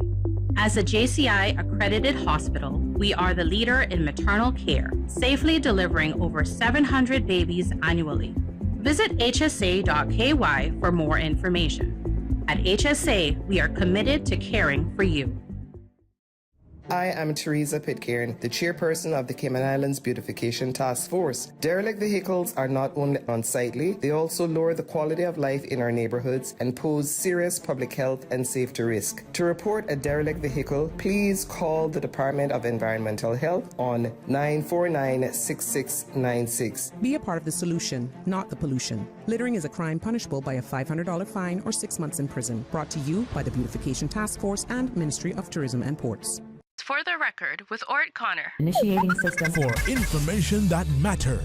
For the record, with Orett Connor. Continues right now on Radio Cayman. Good morning and welcome back to For the Record. We're talking education this morning. That conversation has taken place with the Deputy Premier and Minister, the Honourable Juliana O'Connor Connolly, Miss Lynette Monteith, the Acting Chief Officer, Mr. Elroy Bryan, the Acting Director of Education Services, Mr. John Clark, who is the Principal at the John Gray High School, and we have Mr. Richard Wildman, Dr. Richard Wildman in the studio as well, fellow cyclist, and he's an advisor. Senior School Improvement Officer. Senior School Improvement Officer. I have to remember that, otherwise he may get in front of me and hit his brakes on the bicycle if I don't remember that as well. Two things I want to share with you before I hand the mic back over to our guest. This person has written in and said it would be a lot easier to put phone blockers in the schools than trying to take the phones away from them. Taking the phones from the children would just flare tempers. If the phone is not working, there's nothing that they can do about it. The parents brought them the phone, and they're not going to take them away from the kids. So this person is basically indicating that we need to look for solutions in relation to the phone. Well, we know what happened at Northward Prison as well. We had blockers there, but that didn't work. And I want to share a little bit of tidbit with you as well, some trivia, if you want to call it that. September the 23rd, 1965. And this has to do with education as well. And the Trade Winds newspaper of September the 23rd, 1965. 2 teachers added from Michael College. And just to show you about the teaching profession and where you can start and where you can end, the government school at West Bay has recently added to its staff 2 youthful and energetic male teachers, Messrs. Clive Christian and James Ryan. We hope that the achievements of these 2 fine young men will be an inspiration to especially the boys attending that school, for seemingly the girls have the advantage over the boy students in seeking to further their education. Clive is the 3rd son of Mr. and Mrs. Leighton Christian, wireless operator of Georgetown. He received his education at the Cayman High School and Cayman Secondary Grammar School. James, after attending school in Cayman Brac, went to Michael College in Kingston, Jamaica, from 1962 to 1965, the son of Mr. and Mrs. J.A. Ryan of Cayman Brac. We welcome both of these teachers to West Bay and wish them every success in their first teaching assignments. And of course, Mr. James Ryan went on to become the district commissioner in Cayman Brac, the Chief Secretary here and Deputy Governor in the Cayman Islands as well. So I just wanted to share that little bit of history about our education system, Minister. That's quite interesting, OC, that you shared that, because obviously that was a time when journalism reported the news and didn't make the news. Yes. Leave it at that. Great. Okay. And perhaps John Clark. Mr. Clark, good morning, sir. Welcome. Good morning, sir. It's a real pleasure to be here. Thank you very much. And it's an honour and privilege to serve the school I serve at, this community, and of course this country. Okay. And in the past, just a little bit more historical tidbit. When I went to school, the teachers came from the UK, but there was something called I think it was the VSO, Voluntary Service Overseas, yes. And that's where our teachers, came from at that point in time as well. But over to you, Mr. Clark. I've done some work like that in other countries as well, actually, for a similar organisation. Great. But yes, we've got a beautiful, wonderful, diverse mix of staff at John Gray, and I think that's really important in education. We do have staff that come from all over the world, and they work together in our leadership team. They work together as teachers. And really to follow on from Mr. Elroy and what he was talking about policy, those policies are important, but they're only effective if you've got staff that deeply care about the students and that they show what we call an unconditional positive regard for them. In other words, love. We have to love our students at all times. And they don't necessarily have to love us. And we need to continue to love them when they deserve it the least. So I'm very, very proud of the progress we've made as a school. Very proud of our students. I think they know that, and our staff and the efforts they make. But I'm not always proud of them all the time. And of course, we have to deal with those things, and we deal with them well, I hope. And we deal with them with the support of the vast majority of our parents. I'm very proud of the engagement we've had with our parents over the last couple of weeks. A huge amount of support for what we're doing as a school, and lots of fear, as Miss Monteith addressed there earlier.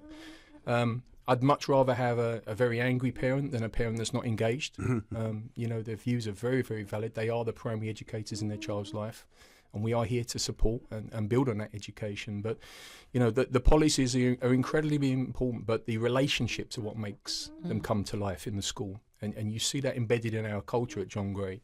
The students were very angry about things we've had to deal with recently. They're angry at their peers.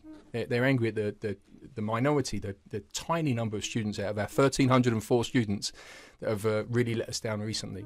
Okay, and that's a good sign. That's a good sign. They're knowing the difference between right and wrong, and that's a really important part of our education policy and our education ethos at John Gray. One of our listeners wanted to know about the extracurricular activities that are available, at your school. And we know that is extremely, important, not only having them, but students knowing about them, parents knowing about them, and participating in those extracurricular activities, because they help to keep students, quote unquote, out of trouble as well. Thank you, Mr. Osid. That's a fantastic question, and we're sometimes so busy doing things not very good at telling the rest of the world what we do. And when I spoke to the students this morning, quickly on the way in, they asked me, "Tell them about us. Tell them what we do. Tell them what we do, sir." So I'll give you a snapshot. Our YMCA extended after school program was launched again last week, so we're back into that now in full swing. We have over 60 clubs running at John Gray, and it would take too long for me to name them, but just to give you an idea of the breadth and depth, we go from a club for a student that's interested in beauty to someone that's interested in flying planes. We have a flight club where we've developed pilots that are now at Cayman Airways. In our curriculum, we teach students how to drive, and road safety being such an important thing here. Don't cover it discreetly in the curriculum, so we add some additional things in our life skills curriculum, and our Aspire Days, which are extended drop-down days for students to do things that we think are important in education as well. Things like visiting other areas of Cayman, visiting the sister islands when we get a chance to. Students that are at this end of the island, making sure they get out to the east end and north side. And the clubs are run by such a dedicated, group of staff, and that's before we even get into the academic extension and enrichment classes. Of course, we play all the sports. Of course, we're about participation as well as excellence. My subject leader for technology, Mr. Desmond White, is about to leave to go to Singapore as national robotics coach with 2 of our students to compete in the World Robotics Championships. So there really are world-class things going on. We have lots of things there that are to develop character in our young people. You know, the devil makes work for idle hands. I said it at a PTA meeting. And the more a student is attached to school, or attached to something positive in their lives, be it cycling that they can take into a later stage of their life, if you don't mind me saying, or whether it's something that's about gaming and that's a very real thing for them. You know, they're exposed to some phenomenal teaching and some inspirational people at John Gray. This week, soon we host the Gamers Bay Convention in our gymnasium. We have student athletes, some of the best student athletes in the world coming across for the Cayman Classic in the John Gray Gymnasium. We have a huge range of service clubs from the Cadet Corps, with huge numbers from John Gray again, to our Leos, our Lions, our Optimists. The list goes on and on. And Boys to Men. And Boys to Men as an intervention. You'd say at the start of the week, we had a phenomenal Boys to Men induction ceremony. I think it's our biggest cohort this year. 75 of our young men in Year 11 making a commitment to try and improve themselves and be the best version of themselves. And a big wraparound support from all of government and many members from Chamber and other members of the community, really wrapping around these young men to turn them from boys, as we say, to men. We have the similar kind of program for the girls. We have a program called Girls Force, and we have a program called Rise Girls. And we really believe at leadership at John Gray, and every student gets bored of me saying that, but we believe that everybody is a leader. Everybody has the potential to be a leader, and it comes in 3 stages. They begin with learning to lead themselves, and that can be the most simple adjustment from primary school to high school, where they're just trying to make sure they get themselves to the right place at the right time and be organised with what they're doing and use manners and be courteous and show Cayman kindness where they can, to taking that next step where you may be able to influence somebody else in class in a positive way, maybe as a learning partner. Maybe there's someone that's stronger at mathematics and the teacher's going to use them to help coach another individual. And then we have the students that step up to lead their peers. So we have prefects, and next week we get into our head boy, head girl interviews, and that's always an exciting time of the year.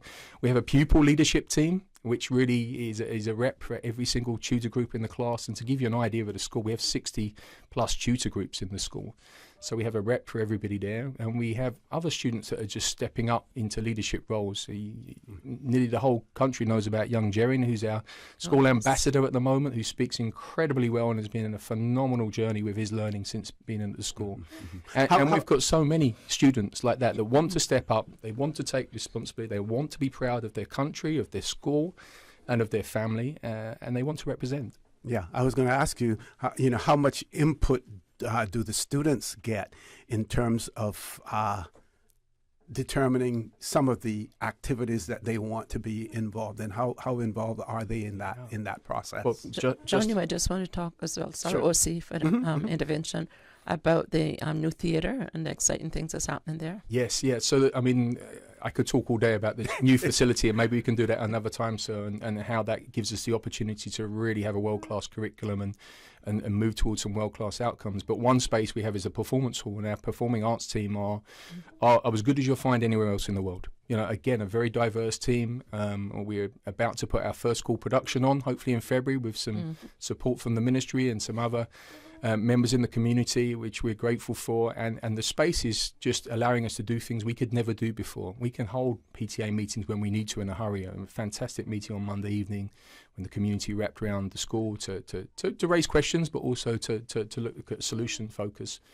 And we can host things like the NCFA music competitions. We can hold the national choir events there. We've had visiting musicians last week, Grammy-nominated musicians coming across and playing with our students. The experiences, there's probably 50 or 60 now experiences that just the performance hall space has allowed us to do. And we had the gymnasium open previously, and obviously our classrooms and atrium space and new library are just bringing the school to life. It really is a fabulous place to work in. Excellent. Paul, we're going to take that commercial break now. During the break, you may want to check the voice note. We may have a voice note on there. And when we return, we're going to hear from Dr. Richard Wildman. Folks, please stay tuned. For the record, we'll be back shortly. Did you know that you can send money transfers to financial institutions anywhere in Jamaica with JN Money? You mean I can send money straight to my account and cut out the middleman? Yes, that's exactly what I mean. You send your own money to your own account, giving you peace of mind that the money is in your account. JN Money Transfers to Financial Institution is another convenient service offered by JN Money. You can have this done from any JN Money location. Deposit your money straight to your account without the hassle of asking someone to do it for you. JN Money Transfers to Financial Institutions, making life easier. At Doctors Hospital, we know life happens, and usually when you least expect it. So when unexpected medical issues arise, you need quality care close to home. Located in the heart of Georgetown, our accomplished team of physicians and medical staff treat minor urgent conditions such as migraines, chest and abdominal pain, shortness of breath, burns, broken bones, open wounds, and more. 24 hours, 7 days a week with no appointment necessary. Peace of mind is important when life happens. At Doctors Hospital, we're always here just for you. Need to speak to someone? Call 949-6066. Your dream home starts with a vision, and often inspiration is at the heart of that vision. Brand Source Home Gallery's in-house designers are here to help bring your vision to life. Whether you're remodeling or building a new home, Brand Source Home Gallery is your one-stop solution. Explore their kitchen cabinets, sinks, faucets, bath fixtures, tubs, vanities, and more. Let Brand Source's designers help and inspire you with your next project. Call 623-5000 and schedule an appointment with a design expert at Brand Source Home Gallery, Dorsey Drive, Industrial Park, serving Cayman for 50 years. For the record, with Orett Connor. Initiating system. For information that matters. For the record, with Orett Connor. Continues right now on Radio Cayman. Good morning and welcome back to For the Record. My pleasure to have in the studio with me this morning, Deputy Premier and Minister, the Honourable Juliana O'Connor Connolly, and her support staff in the ministry, including a principal, the acting chief officer, acting director of education services as well. And just want to say that what we're wanting to do here is, while we recognize that there have been headlines in newspapers, on social media about some negative activities in our school, what we are hearing and what you may be seeing is a very, very small percentage of what is taking place. 99.99% of what's happening in the schools is positive. That's right. And that is what we have to concentrate on. So for all of those armchair, what do we want to call them? Commenters who criticize the education department and blame everything on the education department, we would urge you to come up with solutions, come up with ideas rather than criticizing, because criticizing, without any solutions gets us nowhere at this point in time. So we're going to hear from Dr. Richard Wildman. Yeah. Good morning, Richard. Yeah, thank you, O.C. Great to see you. Just to add that what Mr. Bryan and Mr. Clark has said speaks to the very elaborate structures and organizations we have in secondary high schools. And that structure allows the policies, the procedures, and all the interventions to function quite effectively. So all our schools have tutorials with tutors who meet with students each morning, who deliver devotionals, inspirational messages, and also do social and emotional work with our students. You have another level up. You have learning mentors, you have student progress leads, you have teaching and learning coordinators, and you have deputy principals. And all this mechanism allows the schools to not only support students' academic performance, but also their social and emotional development. And that is what occurs every day in the schools. And like everyone said, you have students who have very, very specific needs that are challenging. Similar to, you have multiple intelligences, you have very diverse social and emotional and behavioral needs. And the schools do a really great job in trying to meet those needs with the resources and the personnel that we have within the schools, within the Department of Education Services, and within the ministry. And what you'll find, like you said, it's only a small percentage. If you run the data each year, it's less than 1% of the student body that engages in this kind of behavior. And what you'll find is there is so much good going on in our schools. Our students perform well within the Cayman Islands, regionally and internationally. You know, the results state that our students are performing well, and not just well, even performing better than big countries like the United Kingdom. You know, for example, this year our students have outperformed the United Kingdom on average in mathematics, English, and the sciences. Great. And in that our is public schools. In our public schools, and that is tremendous. And another thing as well that is quite unique is that while there have been ebbs and flows in other regions in terms of overall performance of students during COVID-19, since 2019 we have seen more or less a steady increase in our student performance despite COVID.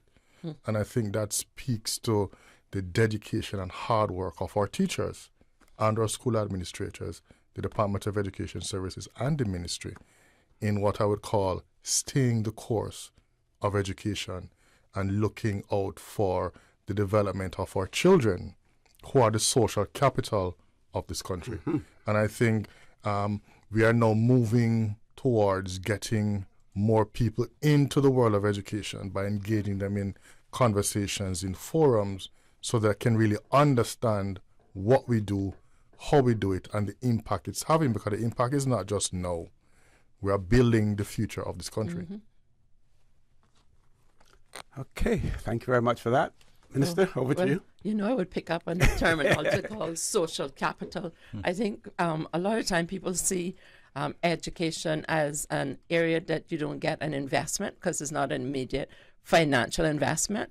But indeed, that's just exactly as Dr. Wildman described, and there are social capital. And so with social capital, you set aside a depreciation fund. You set aside an delayed gratification for their performance.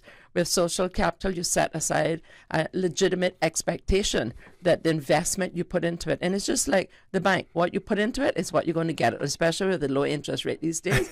But with education, when you invest in that social capital, not only are you going to get a next generation of more educated Caymanians, you're going, because we are in a service industry, you're going to ensure that there is sustainability, that there's longevity, and that the social capital has that depreciation fund, so that when the social capital has some deviants that fall through the social stratification, there's that sinking fund or that depreciation where you can translate it into appreciation. And you're going to get me into poetry and prose right now, but I'm so happy you said that. I think you set the tone for my next speech. The social capital of Cayman needs not to be neglected, but invested. That is exactly it. Paul, we have a voice note that we're going to play for our panel.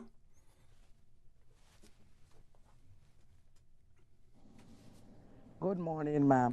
I can't do too much typing, so I got to do talking. I have a child that attends Georgetown Primary School in reception.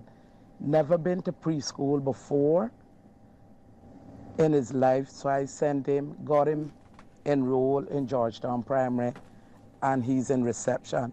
He has a behavior problem. I got a call from the principal yesterday to say that he's suspended for 3 days. I need to find out from Juliet O'Connor or whoever's sitting in there how that works. Well, first of all, I set policy and provide the financing with the support of the government and in most, if not all the cases, the current opposition. The operational part of it is dealt with by my team, so I'm going to ask the acting chief officer who would be familiar with the situation. But on the face of it, usually your first point would be the principal of the school. So, good morning, caller. I am going to just preface it by saying there are processes, there are structures in place to manage situations like this. I think before I spoke about our children having different needs when they come to school, and some of those needs require us to put in interventions to correct or to support. More support, I think, and in supporting we will provide these children with tools that they can improve on those needs.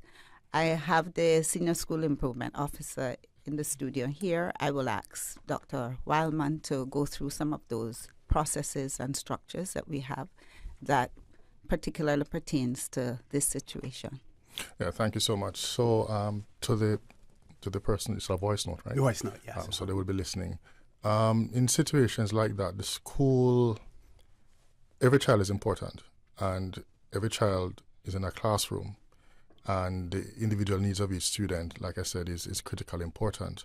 Now, when you have a child who may display specific behavioral challenges, there are a lot of wraparound services that are in place to support that child.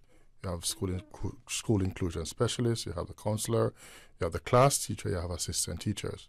Now, if there are times when that is not sufficient and various collaborative meetings need to be had so that further interventions can be looked at. The challenge that some schools face is that these interventions will take time to be put in place because you have to get it right. You have to ensure that it fits the needs of the child. And as we have been dealing with some of these instances since the start of the school year, you almost need a window where you can have the time to have those meetings and put that intervention in place. Now, the person who sent a note mentioned exclusion or suspension. There are times that is necessary depending on if the child, made a serious infraction and the school has the leeway to go by their behavior policy and they are supported by DES.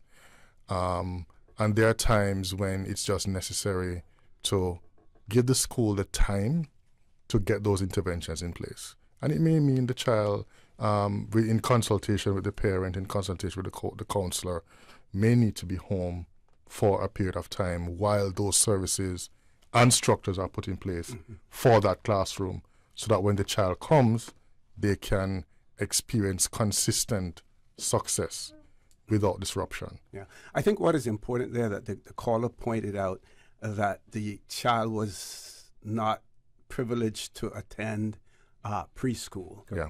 And I think that speaks volumes in itself. And while I sort of hear her challenging the 3-day suspension, I also hear her reaching out for help. Yeah, correct. She's reaching out for help simply because she probably needs that help in dealing with the challenges that her child may present.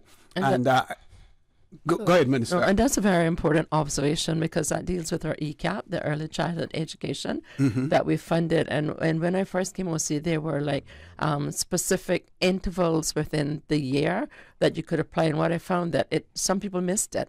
So what I did was to do a policy where it's a rolling application that they can access the funding anytime during the year.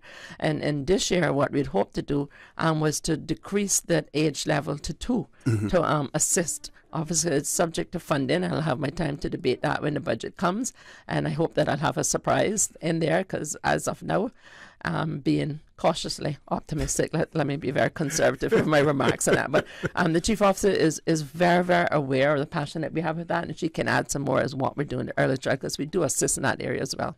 Okay, we're going to take that commercial break, and when we return, we can talk a little bit more about that as well. We know, for instance, in the U.S., their educational approach was, you start early, and they invested heavily, into that as well.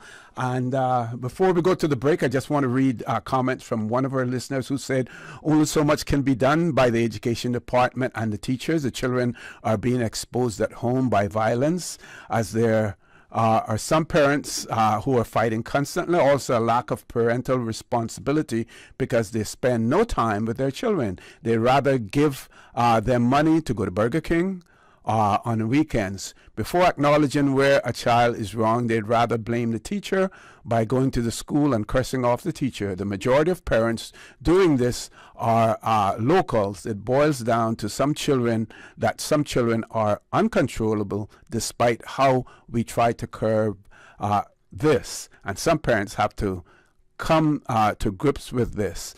But what I would say there is that we cannot give up on those children. We cannot give up on those children. Some of us started out bad and turned out good, and we should never, never abandon any one child. Folks, with that, we're going to take a commercial break.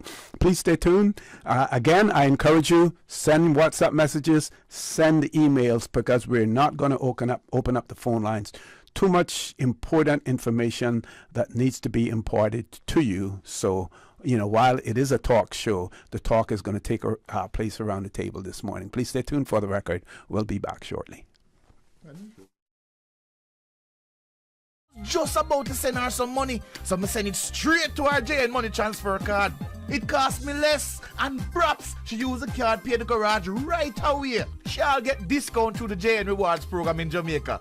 This card make things easy. You can even get funds at any multi-link ATM. JN Money Transfer Card. Fast, affordable, convenient. Tell your loved ones in Jamaica about it. Sign up is free. West Bay Pharmacy. Personalized medicine, customized care to meet your specific needs. Your body is unique to you. Your medicine should be too. Whether you're seeking individual specific medication, correct size dosages, or simply better tasting medicine, ask your pharmacist or healthcare provider about how compounding at West Bay Pharmacy can increase your treatment options, not only for your family, but for your pets too. West Bay Pharmacy, open Monday through Saturday, 9 a.m. to 8 p.m., Sundays and most holidays from 11 a.m. to 6 p.m. You know, as a little girl, I dreamt of traveling to faraway places and foreign lands. I tell you what though, no more dreaming. I'm going flying with Cayman Airways. How blessed are we in the Cayman Islands to have a very own national airline? Girl, you can fly to so many international destinations without the hassle of connecting flights. On top of Jamaica, Cuba, and Honduras, you got non-stop flights from Cayman to New York, Miami, Tampa, and even Denver, Los Angeles, Panama, and child, they now have Barbados. Going to be a little cafe con leche and Hollywood Squares for this old girl. Make your travel dreams come true with Cayman Airways, offering non-stop flights for non-stop adventures in Panama, LA, and many more places in between. For details and to book, call 949-2311, contact a travel agent, or visit CaymanAirways.com. For the record, with Orett Connor. Initiating system. For information that matter. For the record, with Orett Connor. Continues right now on Radio Cayman. Good morning. Welcome back to For the Record. In the studio with me, the Honorable Juliana O'Connor Connolly, Deputy Premier and Minister, Acting Chief Officer, Ms. Lynette Monteith, Acting Director of Education Services, Mr. Elroy Bryan, Principal John Gray High School, Mr. John Clark, and Dr. Richard Wildman. One of our listeners wanted to know whether or not a list of the extracurricular activities could be provided, or how would parents be aware of the additional activities that their child can participated in the school. No problem. I will get that out to them tonight if they're not sure still. We had a club fair the week before last, and students sent some information back through the YMCA, or one of our partners on the after school program. So we'll make sure that gets out to all parents. Excellent, excellent. And they did ask at a PTA. I wasn't able to attend. Obviously, I listened into some of it via my phone because I was in caucus. But three of the things I believe they asked was for the basketball hoop, some more, and also some paintball paint and some table tennis, because you would appreciate with the new high school we had to do it in 3 phases for financial constraints and other logistical issues that we had. So we've completed Project A. Project B is now the renovation of the old John Gray, and then Project C is the demolition of where Cyfex is so we can put the hard court. So right now we're kind of behind the 8th ball in that we don't have all of our recreational facilities there. So I've instructed a team to move ahead with it, and I'm reliably informed by my good friend and colleague to my left that come Monday they'll be all in place, Mr. Clark. That's great. Thank you. So, OC, I want to go back to the early childhood application assistant program. And this is for, as Minister alluded to, our 3-year-olds now, and we hope with the next budget to extend it to 2-year-olds, because these are children who are in need of those basic skills. And we're not speaking about ABCs and 1, 2, 3s. We're speaking about how do you work with others, how do you share your toys with others, just the common manners, please and thank you, how you enter, you don't run, you don't push, you don't bite, those kind of things. And they learn those skills through play. And we do offer assistance for Caymanian children. Yes. There is, our systems are now online, so they would apply online, but that doesn't prevent someone who doesn't have the capability of going online from applying, because we do support. So they would just call the ministry and speak to someone in the early childhood care and education unit. But that's very important. So if the barriers is about having the funding, we do support, because I cannot emphasize enough how important it is for our young ones to get those socializing skills. Not formal education, but they'll pick up a bit of that as they go along, but just working with each other and being in a team. So encouraging parents who need that support to contact the ministry if they need to find out how to get that support. And then just going back, I said at the beginning about all of us in this together, and Mr. Clark spoke about parental involvement. It is really so important for parents to work with their schools. It's important, too, for schools to provide the information for parents that they need. So there's a saying that knowledge is power. So if they know the programs that are in existence in schools to help students with any challenge that they have, if they know about the curriculum. I'm a grandmother, very proud to say that, twice over. And my daughter is very heavily involved in the school life of he's now year 9, at John Gray. She's on team. She will call the teachers. She checks up on him. Just this morning, she told me he had an assignment. And when she called the teacher says, there's an assignment due today. So she gave him the look. What about the assignment?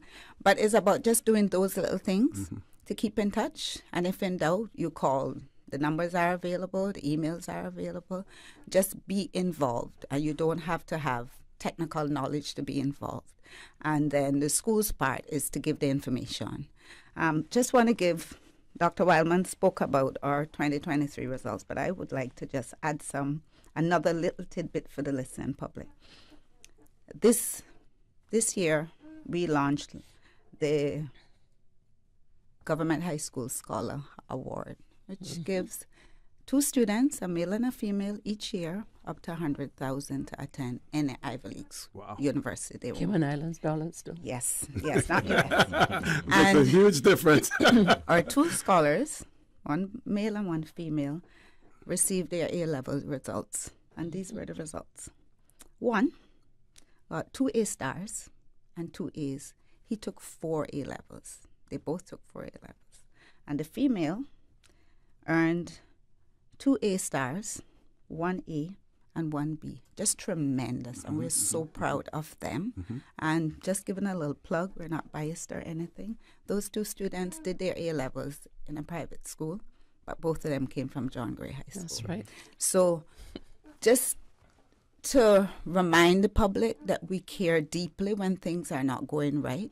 We brainstorm, we find solutions, we put things in place, we re-examine our policies, and we do ask that parents who have any ideas, please do speak to the principal. I had a parent yesterday send an email in with some suggestions, for which I am very grateful. And we do take them on board because obviously they can help as well. Sure. But we need to remember, too, that so many good things are also happening. So whilst we care and we action when things are not going well, we also celebrate when things are going very well. So I just want to remind everyone that in the business of education, even the business of life, you're at home and you have children, they fuss and they fight too.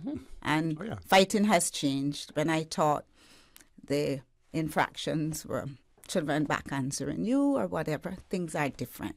And it's aided by what's happening around us, and we're a lot more exposed than we were 20 years ago, 10 years ago. So just to remind persons that we're in this for the good and the bad. So we work together to find solutions, and we also celebrate our children. Even the tiniest little thing, we have to celebrate. Certainly. Ms. Julie, we know that civil servants rarely or never get a chance to defend themselves and their actions. And in this day, with so many social media platforms, and we have so many quote-unquote experts and knowledgeable persons and so much news in the Cayman Islands, I think it would be instructive to talk about the hiring practices as far as teachers are concerned. We see, for instance, many jurisdictions now are losing, the whole idea of the brain drain is taking place. The United States, extremely attractive. So we saw the challenges that Jamaica has been having.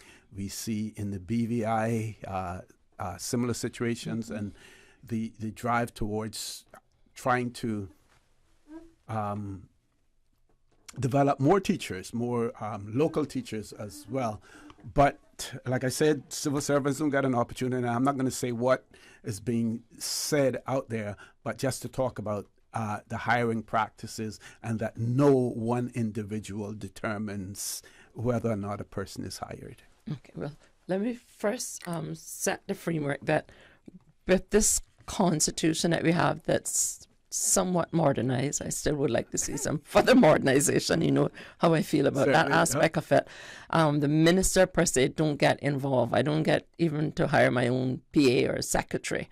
But yes, it's not just one individual, and I know that there is a perception and there is an actuality, and perception becomes actuality unless it's actually expressed, and there's nothing that can surface, become more conspicuous than the truth itself. So thank you for giving my civil servants this opportunity to explain and express and intimate and convey what the hiring policy is, but I would perhaps not prejudice respond, but I'd say this much. When we did visit the UK to some of the excellent schools that were there, most people here still have that mentality about, oh, we should get all our teachers from the UK, and I'm glad for those that we get. John's from the UK. I mean, he's Caymanian now, but he has that, what Leonard Dibber talks about, genetically encoded to be Caymanian, and has a passion for students, and so does Miss Buchanan from the other school, Mr. Bowman. But what I can say, one of the things that we found was that at one of the schools, the principal there, and they had a board of governors, right, where they could get to select. They weren't like the teachers forced on them. They had just recruited 15 teachers from Jamaica. And we know that even from Miss Lou, she has said, and I like to quote it, in the Caribbean, we're often small, but we're Talawa. And so I think we need to unwrap the perception that your nationality necessarily dictates your outcomes, but it has a lot to do with your environment and your appetite, because your attitude sets your attitude. And before I get into one of my good friends and mentors when it comes to talking about from a sociological perspective, Dr. Frank Mafiel, who has never been given full credit in this country for the brilliance that he has, I'll ask Ms. Monteith if she could do a deep dive into the hiring practices. Sure. Okay, so first of all, obviously, with any hiring, it starts with advertisement. So the Department of Education Services is the department that hires the teachers, and they have their recruitment team working in HR there. So they would start with sending out advertisements far and wide. We do advertise in the Caribbean, we advertise in the United Kingdom. And after that process, they get in hundreds and hundreds, sometimes 400 applications for one position. Wow. They would do a system of shortlisting and on to the interview. Interview panel normally has the recruitment manager, maybe one or two SSIOs, principals as well, for schools who have vacancies. And then they would go through the process, and that selection with the panel occurs. I would like to say, though, that one of the difficulties for us in recruiting is the very fact that we have a very high standard of living here in Cayman, and costs are through the roof. So when persons come, let's just take a teacher come in, may have a spouse, may have 2 children, to find accommodations, those are very expensive. And also, obviously, we hear a lot about CUC and internet.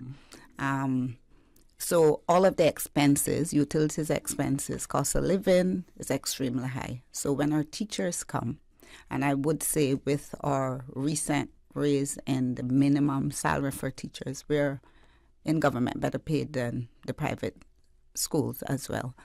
But that does take a toll on persons that we hire.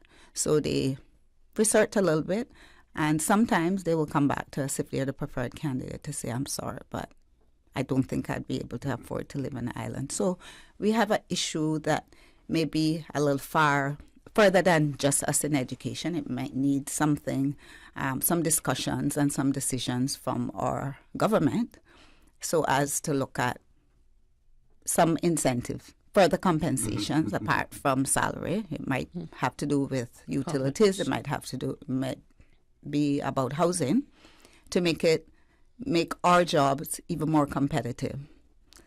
So once that occurs, and then of course when we speak about Cayman Brac, that is the next island, and persons, it depends on who you hire. If you hire a young person who's used to going out, etc., Cayman Brac might be a little quiet for them. So you have that in the mix as well. So we do ensure that when we offer salaries, whilst trying to keep them equitable, we look into all of these things. So that again is budget for education as well.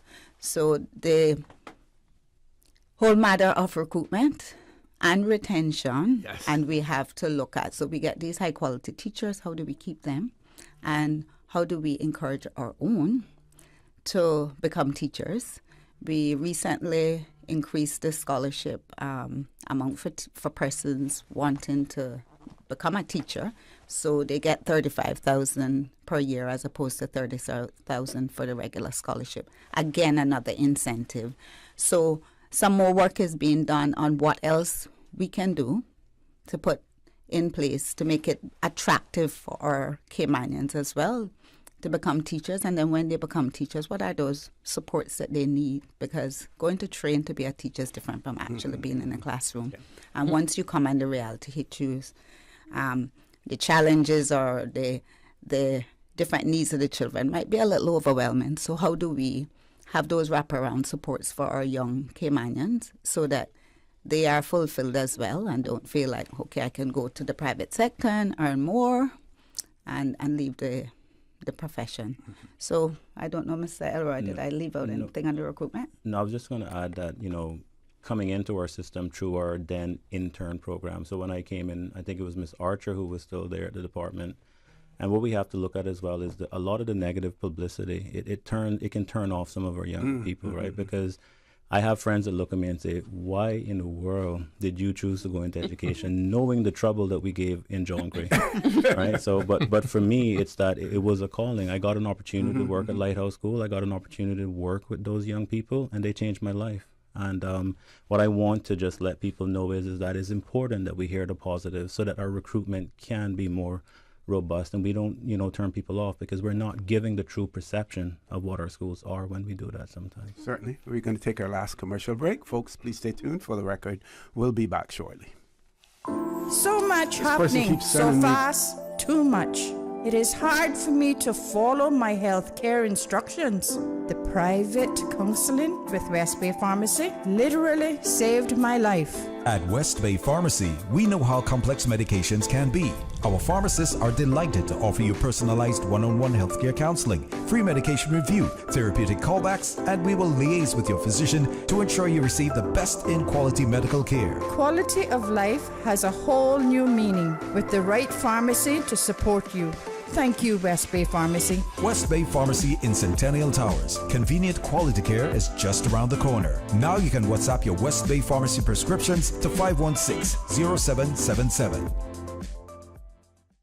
Introducing Digicell's all-new prepaid plans. Packed with more any-use data than ever before. Entertainment data for the apps you love, like Netflix, Spotify, YouTube, and TikTok. Plus, endless social data for Snapchat, WhatsApp, Instagram, Facebook, and Twitter. So you're always in the know. Stay connected. Stay entertained with Digicell's new prepaid plans. Activate in the My Digicel app today. Digicel. Better connected. You know, as a little girl, I dreamt of traveling to faraway places and foreign lands. I tell you what though, no more dreaming. I'm going flying with Cayman Airways. How blessed are we in the Cayman Islands to have a very own national airline? Girl, you can fly to so many international destinations without the hassle of connecting flights. On top of Jamaica, Cuba, and Honduras, you got non-stop flights from Cayman to New York, Miami, Tampa, and even Denver, Los Angeles, Panama, and child, they now have Barbados. Going to be a little cafe con leche and Hollywood Squares for this old girl. Make your travel dreams come true with Cayman Airways, offering non-stop flights for non-stop adventures in Panama, LA, and many more places in between. For details and to book, call 949-2311, contact a travel agent, or visit CaymanAirways.com. For the record, with Orett Connor. Initiating system. For information that matters. For the record, with Orett Connor. Continues right now on Radio Cayman. Good morning and welcome back to For the Record. We're on the last leg of the show this morning with the Honorable Juliana O'Connor Connolly, Deputy Premier and Minister, and her support staff as well. Minister, this actually is the second show that this individual has sent this to me, and I'm going to take the opportunity now to present it to the panel. They sent me image of the genderbread person, and they basically said this was given to a class of students at Cayman International School in Cayman Bay to take a good look. And then they say, we are a lost nation in relation to it. And I want to give you an opportunity to comment. Thank you, Jose. I'm sure that you would have seen. Yes, seen it. It was sent to me as well. But we live in a land of choice, and so that's why I'm so very proud to know that we have such excellent public school, because that makes it a matter of choice. So if you have your child in a private institution, as this incident occurred, then you have a choice to keep your child there and get the social learning and the curriculum that they have chose to implement. And if your belief or religion or personal persuasions is not in accordance with that choice, then although space is limited at our schools, because people are realizing that we do have the very best schools in the Cayman Islands. If you don't dream big, Ami says don't dream at all. From a personal perspective, they know what my personal persuasion is. I didn't just talk about it. I went to the house and voted about it. My children are now grown, but if it were my children and I had them in a private school, which I didn't. Once I came in government, I moved my children from Catholic school and put them in a government school, and they did very well. And so I would invite them that if they're so persuaded and they have children there, or they have influences of persons there, then the word in which we stand is to go ye into all the world and spread the gospel. Okay, one of our listeners said, thanks for being on the segment of the show today. So they're extremely grateful for the panel being here. And then they have a question whether or not during the recruitment process, whether or not we visit, some of those countries that we're recruiting from. I know sometimes we used to use the London office, in a way to assist with our interviewing and stuff like that. How is it done? So over time, we used to go to various countries, London, and persons would come to that hub. We used to, and I think Jamaica, Barbados as well for the Caribbean. That practice was discontinued, but I would like to say that is something that we're looking at again, because sometimes many of our interviews, because persons are outside the country, is conducted on Zoom. And it's different seeing a picture of someone and that person's reactions and speech than having a person in front of you. So that is definitely something that we're looking to reintroduce, budget permitting, because obviously that will cost. So I'm just saying that here. But certainly that is invaluable. You sit with the person, you get to gauge their reaction, they speak to you, and you get a better feel for the personality rather than someone just answering a question on Zoom. Okay. We want to go around the table to give everyone an opportunity for some closing comments. And when it comes to you, anything that you have missed or you may include that as well. Paul, I don't know if you could have a word with the director. We're likely to go a little bit over 10 o'clock, whether or not you want to stop at 10, do the headline news, and then return, or whether or not we can continue. Please let me know that. Dr. Wildman, in the meantime, give you an opportunity for some comments. Yeah, just to say that, one word that just has jumped in my mind is the whole idea of partnerships.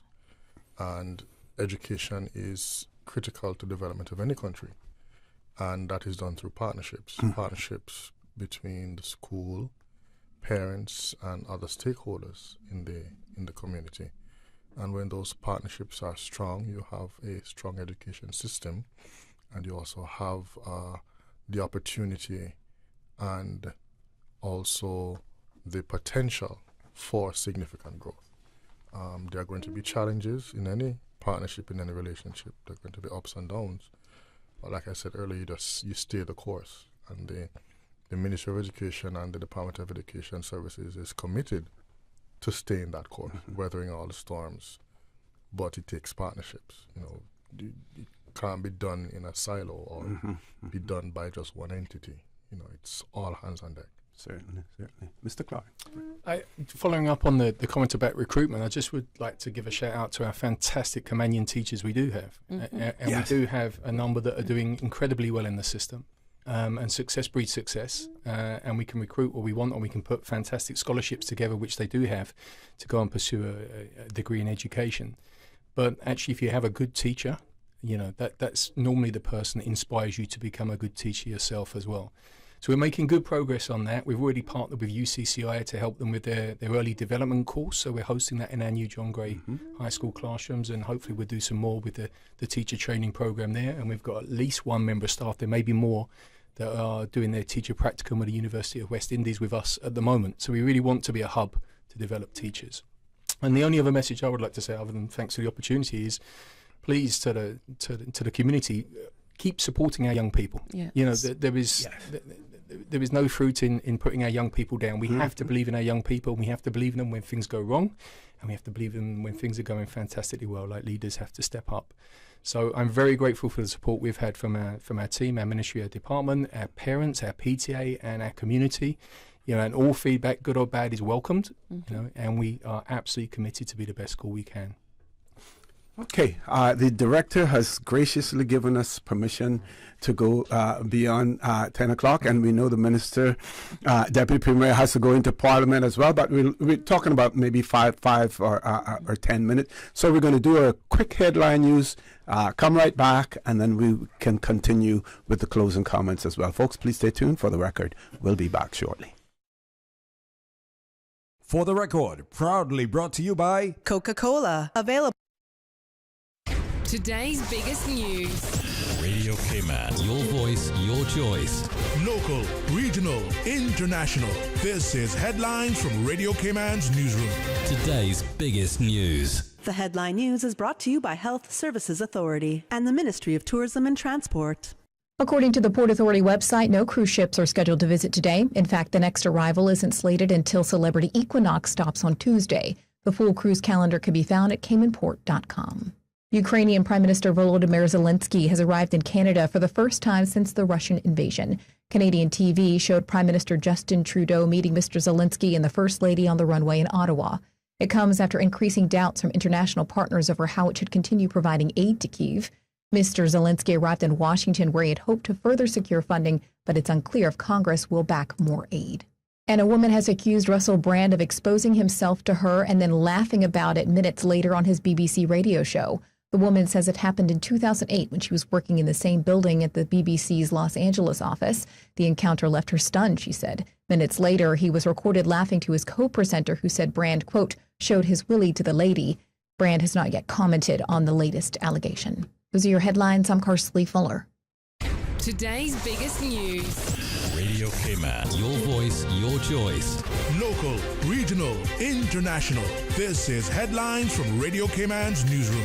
Today's biggest news. The headline news is brought to you by Health Services Authority and the Ministry of Tourism and Transport. The Health Services Authority has over 120 world-class physicians, offering the most comprehensive range of specialist services on island. Our dedicated team of professionals provide the highest quality care in orthopedics, interventional radiology, women's health, geriatrics, and a host of other specialist areas. We are a JCI accredited organization with a proven record of excellence. At HSA, we are committed to caring for you. For more information, visit hsa.ky. I am Heather Bodden, MP for Savannah and a lifelong advocate for the environment. Illegal dumping is a crime, so please take civic pride in our home and put litter where it belongs. If you see someone littering, report it to the Department of Environmental Health on 949-6696. Be a part of the solution, not the pollution. Littering is a crime punishable by a $500 fine or 6 months in prison. Brought to you by the Beautification Task Force and Ministry of Tourism and Ports. For the Record with Orett Connor. Initiating system. For information that matters. For the Record with Orett Connor. Continues right now on Radio Cayman. Good morning, and welcome back to For the Record. We're going over a little bit in time to give all of our panelists an opportunity for some closing comments. So we're going to hear from the Acting Director of Department of Education Services, Mr. Elroy Bry. Mr. Bry. Thank you. I would like to thank you all, first of all, for allowing myself to be here. I thank the team for being here, that we've had this opportunity. Just to build on what my colleague said, Dr. Wyman reinforcing partnerships, Mr. Clark speaking about our quality of our teaching, and that we have young Caymanian teachers that are passionate about teaching, as well as the support of our students. I've always found that relationships are very important, and in all of the opportunities that have been given to work in education, coming up from an SSA, special support aide, assistant teacher, senior teacher, deputy principal, and a principal, I've found that fostering those relationships are very important, because we all make mistakes, and it's important that we're willing to be open about when we make mistakes. And I think it's important for the public to know that, we are transparent. Nothing that is in the darkness is going to prosper, and we are. I have strong faith, and I actually prefer that we are transparent as we can be. So we continue to ask the public to support us, to partner with us, and understand that we want to foster those relationships with the public, because we know they'll go a long way. So appreciate the opportunity, and we will be having opportunities hopefully to do this again, because there's some other things that we're looking to do to bring some of our technocrats in to go into some of the behavioral science behind learning. And so and we're certainly willing to accommodate you as well. Ms. Monty. Yes, I too would like to thank you and the listening public for this opportunity for us to this is about scratching the surface, I think. The 2 hours went very fast, but just to educate and bring some more information and clarity on certain things. At the ministry, we're the strategic arm, and this is where the national policies and strategies and initiatives is initiated. And I just want to say that our whole focus for the education system and our children is to remove those barriers. We're not looking at equitability, we're looking at liberation. And for liberation to occur, we have to brainstorm, we speak with our principals, we speak with the staff at the Department of Education Services to look at what those barriers are and what we can do. And just want to briefly say, in terms of that work, we have instituted our free school meals for our students. Mr. Clark, as an aside, a while ago was saying what a game changer it has been for our students, because we know that hungry children cannot learn. They cannot concentrate. Their bellies are rumbling. They are not feeling well, and they really cannot access the educational provision. So that meal program is open to all students in all of our public schools, paid for, and I would like to thank the government for supporting that initiative. And also another game changer was the one-to-one laptop initiative. Oh, yes. We were able during the time of COVID and schools not being in session to transition seamlessly, and we are now ready for whatever can come. It's being utilized in classes. It's being utilized for students who are not able to go to school. They may be ill, or they may be traveling with parents. So that is another game changer for our students, and many of our Caribbean counterparts haven't reached where we are yet. Exactly. Indeed, other parts of the world. We have schools right here in the Cayman Islands where the students have to pay for their laptops. They have the initiative, but they have to pay $800, which is a lot of money. but our students get them free. We maintain them. We provide the software Licenses. and the cybersecurity around it, because obviously, it's not just about giving a laptop and not securing it. So from the Ministry of Education, we work very closely with the department. We work, and through them, the schools, so that we can look at strategically what is needed. We do review our policies. We don't implement policies and just leave it there. We do review them, and certainly when we have disruptions like what happened over the last week or so, we then go back to see, well, what is the impact? Do we have to review further? Yeah. So that work is going on, and we will continue to do that as a part of that three-way school, ministry, DES school partnership. Excellent. Minister. Thank you, OC. I just want to say that, sometimes the testament is extrinsic things that you can touch. And even right here at Radio Cayman, we have persons who have come through the public school. For me, fortunately, at least two of them that comes to mind came from Cayman Bra. But we have other ones working here from the public school. So it shows that even from way back then, our public school work. But I want to dovetail that into your sign behind me for the record. For the record, we here in the Cayman Islands can do anything just as good as anywhere else in a part of the world. Just give us investment and the money. For the record, this is still the best radio station in the whole world. And no matter how many others out there, I'm going to bring my message to Radio Cayman as long as I'm still invited here and for the next whatever months that I have to go. For the record, I have the best team to work with, and I support them until they have proven to me that I can't trust them, and that has not happened yet. For the record, education is like a part of the body. We grew up in Cayman, and you would relate to this. It may be considered a toe, a minor part to most persons, but make you get what we call a back toe, and it's time for some Cayman kind transition of knowledge to speak and to explain what a back toe is. The whole body should hurt. And you take every effort to ensure that you clean it, you nurse it, and you bring it back to reality. Sometimes it means removing the rock or the impediment that's there, but you don't cut off the toe despite the rest of the body. And I think that is where we are with some, thank God, a minority within our jurisprudence, where education is always, when you don't have World Cup or when you don't have NBA basketball, education is the ball that gets kicked around. Well, we have the buoyancy that we can withstand the kicks. Well, what I'm going to ask, do not go at our children. Our children need us. We as adults can be battered, we can bruise, we can even be like the country song, I've been battered and bruised, but I'm still here. And that's where we are for education. We have taken the high road and said not one child is going to be left behind. We don't care whether you're white or black, big or small, Eastern, Georgetown, Cayman Bra, or east of the Tamarind Tree.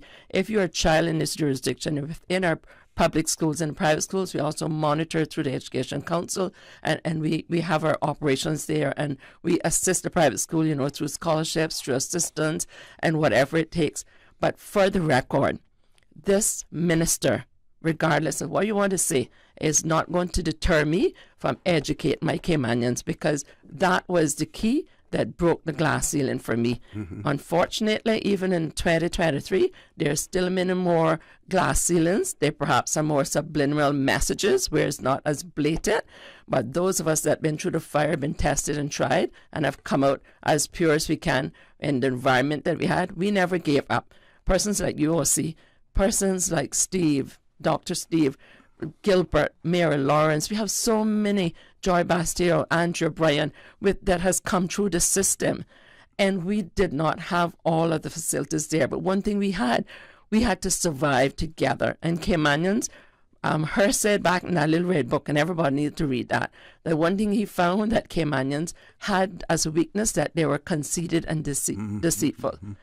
Let that be a thing of the past. Let's come out of those dark ages. We have children that are our children. So we have that deep burning thirst to make sure that when we leave this education stage, our children are more educated than we are. It's no longer good enough to get a bachelor's or even a master's. That is why we have given up to 100,000. I want our Caymanian children to break the doors of Harvard and Oxford and come out with great, excellent grades, so they can come back here. And then we have to do that part in the civil service and the private sector, make room for these Caymanian students. I honestly believe, just as man they had when they thought he was going with Cuba, and you had Born for Dead that came off the record.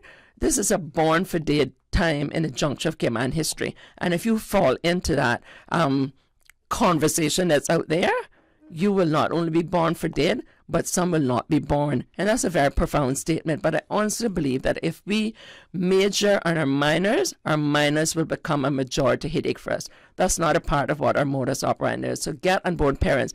We are on a Friday. It's the commencement of a weekend. Sit down with your children. They're your children. And talk to them and let them know where you came from, the hardships you are, and you want to make life better for them. And yes, you can do it with God, but you need an education too. If you don't take a vested interest in your children and accept them as jewels and blessings from God, somebody else will fill the gap. And that responsibility will be yours. There'll be tears of joys, or there'll be tears of joy, of sadness and anger and anguish and regret. Choose what type of tears you're going to have. Let them be tears of joys. We're there to stand with you. Well said, Minister. Thank you very much for that. And like you said, do not vilify our children. Don't vilify them at all. We claim that we are a Christian community. That means that we believe in redemption. That's right. And, you know, the young children, they have a whole life ahead of them.